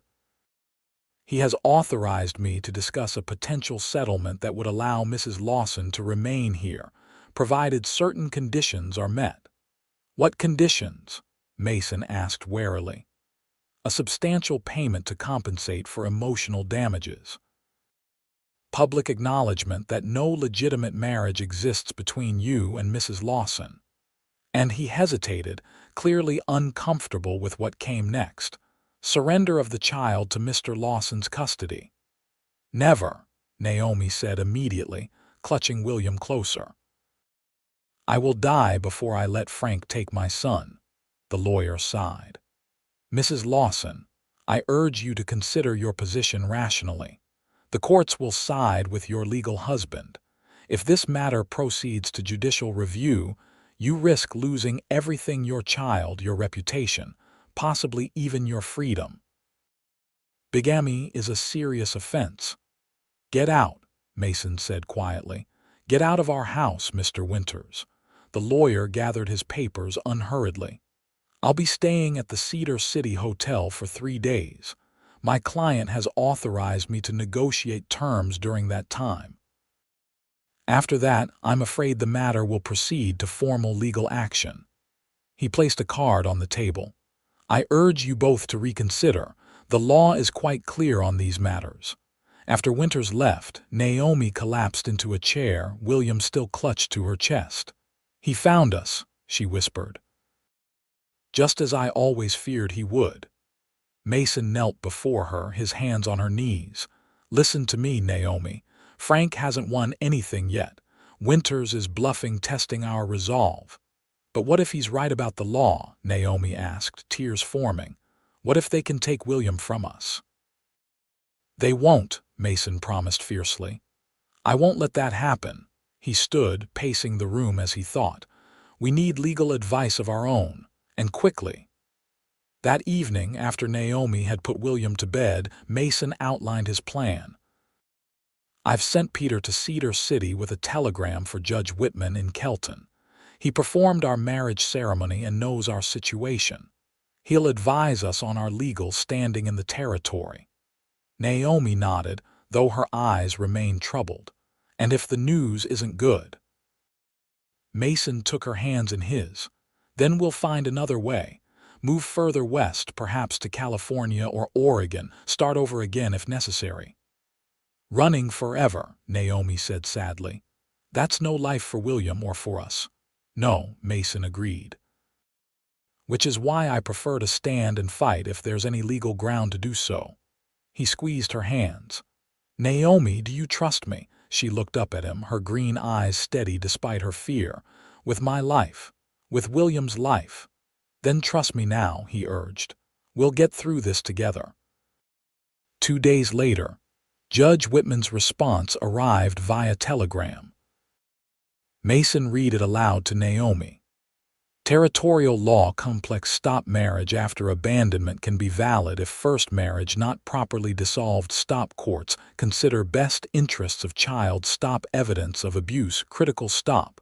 Will arrive Cedar City Friday with documentation. Stop hold firm. Stop. Naomi's hands trembled as she took the telegram. Reading it again. Friday, that's tomorrow. Mason nodded. Just in time. Winters said he'd be here for 3 days. Tomorrow is the 3rd day. Do you think the judge can really help us? Naomi asked, hope warring with caution in her voice. Judge Whitman wouldn't make the journey if he didn't believe there was a legal path forward, Mason reasoned. And remember, he's bringing documentation. That suggests he's found something specific that might aid our case. The following morning, Mason rode into Cedar City to meet Judge Whitman's train. He found the elderly jurist already waiting at the station, a leather satchel at his feet. "Mason, my boy," the judge greeted him warmly. "You're looking well despite your troubles." "Thank you for coming, Your Honor," Mason said, shaking the older man's hand. "We're at our wits' end." Judge Whitman nodded gravely. "Eleanor sent me all the details. This Winters fellow is bluffing, but not entirely without legal ground to stand on." He patted his satchel. "However, I've brought something that might tip the scales in your favor."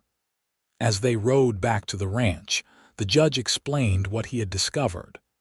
The territorial code includes a provision for what's called marriage after abandonment. If a woman reasonably believes her husband has abandoned her, for instance, by leaving the territory for an extended period and subsequently contracts a new marriage in good faith, that second marriage can be recognized as valid. But Frank didn't abandon Naomi, Mason pointed out. She fled from him. True, the judge acknowledged, but here's where it gets interesting. After you and Naomi left Kelton, Frank Lawson did abandon his search for her. He returned east, effectively leaving the territory for many months. During that time, your marriage to Naomi was contracted and consummated in good faith. Mason frowned. "Is that enough?" "By itself, perhaps not," the judge admitted, "but there's more."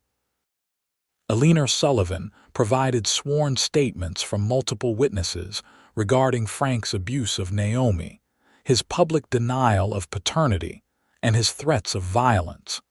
Sheriff Miller has also provided documentation of Frank's threatening behavior in Kelton. And those statements matter legally. Judge Whitman nodded. They establish what's called just cause for Naomi's departure from the marital home. No court requires a woman to remain in a situation where her life or the life of her child is endangered. He smiled slightly. And then there's the most compelling factor of all, William himself. "William," Mason echoed. "The courts increasingly consider the best interests of the child in such cases," the judge explained. "William has known only you as his father. He bears your name. You provide for him, protect him, love him as your own. Removing him from the only stable home he has known would hardly serve his best interests." Mason felt a surge of hope. "So we have a case." "You have a strong case," Judge Whitman corrected. "Not infallible, but certainly strong enough to give this Winters fellow pause. Frank Lawson might have the letter of the law partially on his side, but you have justice and the welfare of the child on yours." When they reached the ranch, Naomi was waiting anxiously on the porch, William in her arms. Her face brightened at the sight of the judge, whom she had come to respect during their brief acquaintance in Kelton. "Judge Whitman," she greeted him, descending the steps. "You can't know what your presence means to us," the judge smiled, tipping his hat. "Mrs. Grayson, and this must be young William." He peered at the baby, who regarded him solemnly with his mother's green eyes. "A fine-looking boy, if I may say so." Inside, over coffee, Judge Whitman outlined their legal position just as he had for Mason.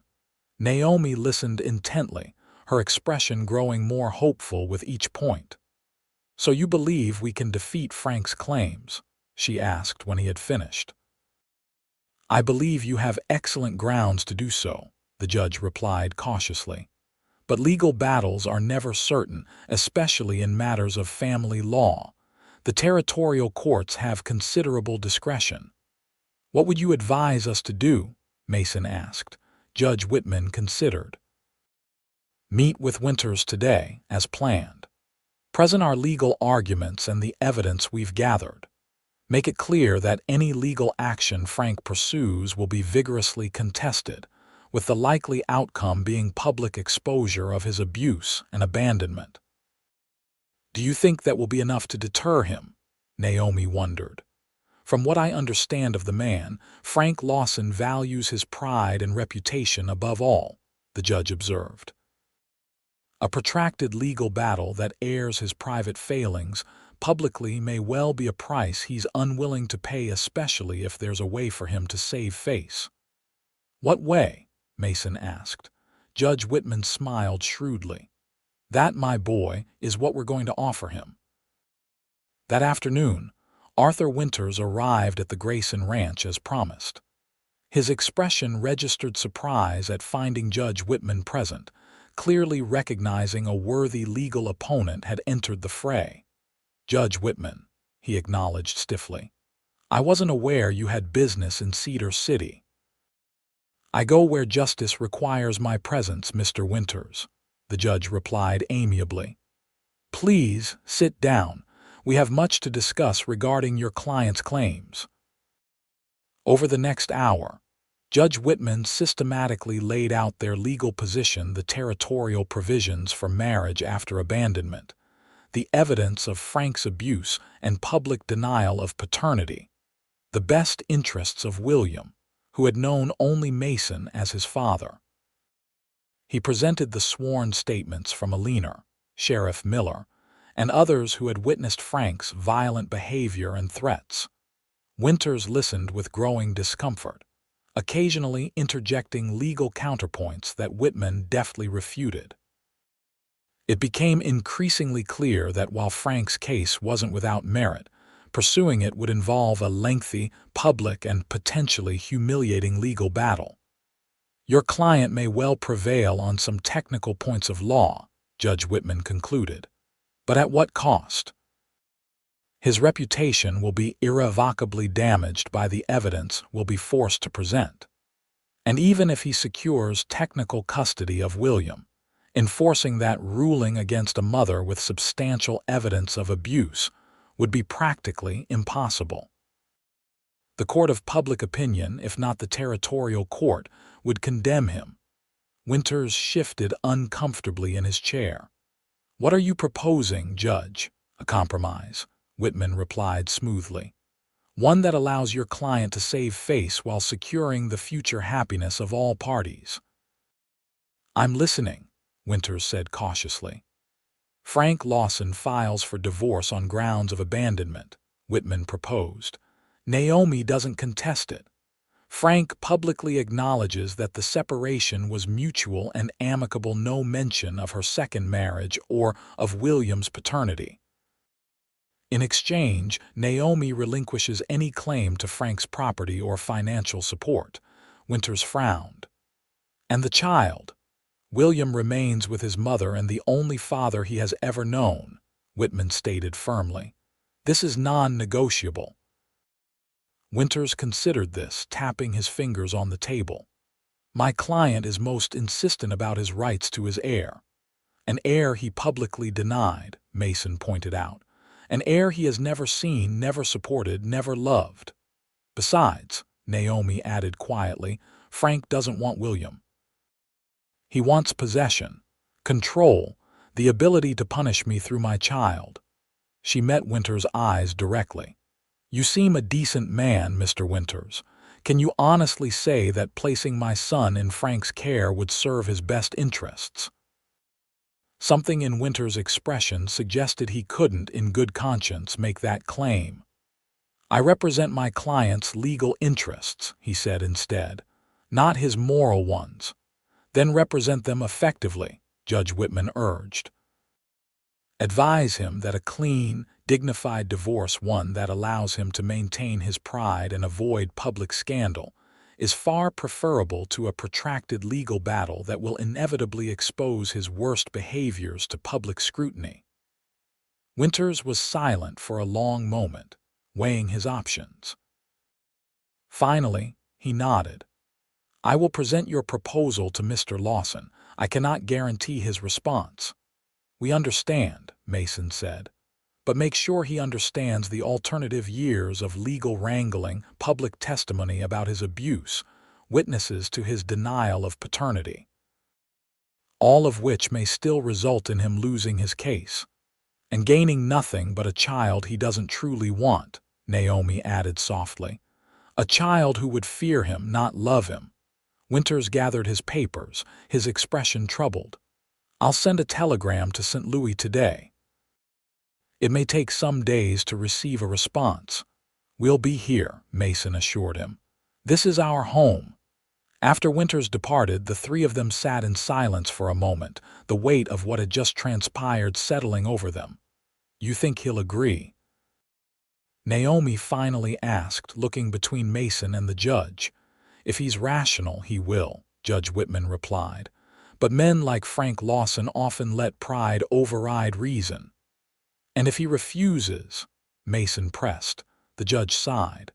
"Then we fight with every legal tool at our disposal and pray that justice prevails." 5 days later, the answer came. Winters appeared at their door, looking weary but resolute. "My client has considered your proposal," he announced without preamble. "He is willing to proceed with a divorce on grounds of abandonment with the stipulations discussed." Naomi's hand flew to her mouth in shock. "He's agreed." "Truly." "With one additional condition," Winters added. "He requires a signed statement from you, Mrs. Lawson, confirming that you left the marriage of your own volition and that he never mistreated you." Mason started to protest, but Judge Whitman held up a hand. "A face-saving measure," he observed, "for his reputation in Missouri." "The statement would be confidential," Winters clarified, "for Mr. Lawson's personal files only, not for court submission." Naomi's expression hardened.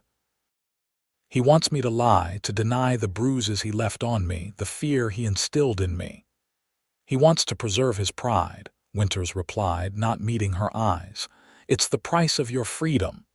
Judge Whitman turned to Naomi. "The decision is yours, my dear. Legally, we can continue to fight without making this concession." Naomi looked at Mason, then at William, playing contentedly on a blanket nearby. Her son, their son now, in every way that mattered, deserved a future unburdened by legal battles and the shadow of Frank Lawson. "I'll sign it," she said firmly. "If that's what it takes to end this, to secure William's future with us, I'll sign it." Winters nodded, producing a document from his case. "I've taken the liberty of drafting the statement according to Mr. Lawson's specifications." Judge Whitman took the paper first, reading it carefully. "Acceptable legal language," he confirmed, "though morally repugnant." Mason read it next, his jaw tightening at the fabrications. It contained claims that Naomi had left on a whim, that Frank had been a devoted husband, that any suggestions of mistreatment were unfounded. "You don't have to do this," he told Naomi softly. "Yes, I do," she replied, taking the paper from him. "For William, for our future." With steady hands, she signed her name at the bottom. Winters took the document back, checking the signature before tucking it away. "The divorce proceedings will begin immediately in Missouri.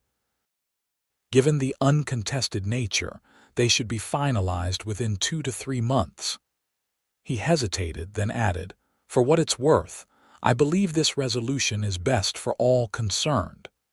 After he had gone, Naomi stood at the window for a long time, watching the road that led away from their ranch. Mason came to stand behind her, his arms encircling her waist. "Are you all right?" he asked softly. She leaned back against him, drawing strength from his presence. "I just signed a paper denying everything he did to me," she whispered. "Part of me feels like I've betrayed myself, betrayed other women who might suffer at his hands in the future."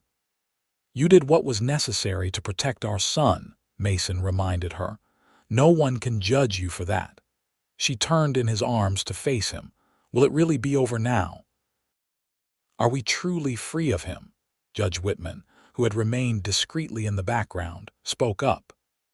The divorce will sever the legal ties between you and Frank Lawson, and once it's finalized, we can submit paperwork to formally recognize your marriage to Mason and his paternity of William.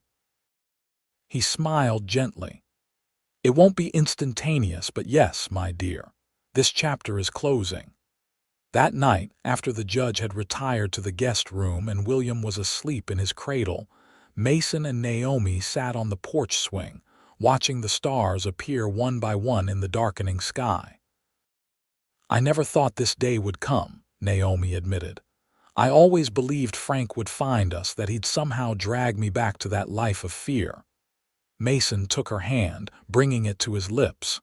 You're stronger than you know, Naomi. You survived what he did to you. You escaped. You built a new life for yourself and William. We built it together, she corrected softly. I couldn't have done any of this without you, Mason. You saved us. He shook his head. No, you saved yourself. I just had the good fortune to be there when you did. He smiled, tracing her cheek with gentle fingers. And the even better fortune to fall in love with you. Naomi leaned into his touch. Do you remember that day in Kelton, when Frank first found me and you stepped between us? Mason nodded. How could I forget? I saw this beautiful, terrified woman trying to protect her unborn child, and something in me just knew I had to help, knew you were someone worth fighting for. I was so certain my life was over, Naomi said quietly, that there was no escape from him. But then you appeared, this strong, quiet man who risked everything for a stranger. She smiled through sudden tears. Who could have imagined where that moment would lead us? Mason kissed her tenderly. To here, he whispered against her lips. To us, to family. Inside the house, William made a small sound in his sleep. Naomi smiled, hearing it through the open window. To family, she agreed. The one we've chosen, the one we've built with love rather than obligation. As they sat together in the gathering darkness, the weight of fear that had shadowed them for so long began to lift. There would still be legal procedures to navigate, papers to file, a divorce to finalize. But the essential battle had been won. Frank Lawson had relinquished his claims, choosing pride and privacy over a public fight he might well have lost. In the quiet of that summer evening, surrounded by the home they had created together, Mason and Naomi Grayson looked toward the future with hope rather than trepidation. Their path had been unconventional, marked by challenges few couples faced. But they had emerged stronger for it, their commitment to each other and to William tested and proven. As Mason had promised on that first day at Silver Creek Ranch, Naomi was finally, truly safe, not just physically protected, but emotionally secure in the knowledge that she was deeply loved, valued not as a possession but as a partner. And William would grow up knowing only the warmth of that love, the security of parents who had fought for the right to raise him together. It wasn't the life either of them had envisioned in their younger years. It was better, richer, deeper, more meaningful for having been chosen deliberately, defended fiercely, and ultimately, wondrously. 3 months later, a letter arrived from Judge Whitman enclosing official documentation. The divorce between Naomi and Frank Lawson had been finalized in Missouri, and their marriage had been formally recognized by the territorial courts of Utah, with Mason acknowledged as William's legal father. That evening, they celebrated with a small gathering of friends from neighboring ranches. Under a canopy of stars, with William now crawling energetically among the guests, Mason raised a toast. To beginnings, he said, his eyes finding Naomi's across the gathering. And to the courage it takes to claim them. As their glasses clinked in the warm summer night, Naomi felt the last shadows of her past finally dissolve. The bruises on her arms had long since faded, but their memory had persisted like ghosts. Now, surrounded by love and genuine friendship, those ghosts too could be laid to rest. What remained was a husband who had seen her at her most vulnerable and had offered protection without demanding possession, a son growing strong and curious under their combined love, a home built on mutual respect and partnership, a future limited only by their dreams rather than their fears. It was everything Naomi had once believed impossible, and it had begun with a single act of courage, her own flight from danger, and the cowboy who had seen everything and made her safe. In the years that followed, Silver Creek Ranch prospered under Mason and Naomi's stewardship.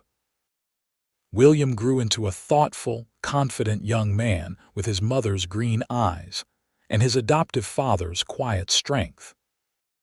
He was joined by two siblings, a sister, Eleanor, named for the formidable woman who had helped make their family possible, and a brother, James, whose arrival completed their family circle. Frank Lawson never returned to Utah Territory. According to occasional news that reached them through Judge Whitman's connections, he remarried in St. Louis.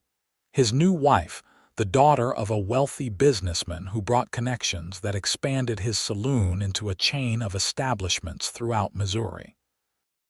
Whether he found happiness in this new arrangement, they never knew. Nor, in truth, did they particularly care. Their lives had moved forward, leaving the past where it belonged, acknowledged but not defined by it. Their story, once marked by fear and bruises and desperate flight, had transformed into something beautiful, a testament to the healing power of love freely given and gratefully received. And on summer evenings, when the work was done and the children were playing in the yard, Mason and Naomi would often sit on their porch swing, hands intertwined, watching the sun set over the land that had become their sanctuary.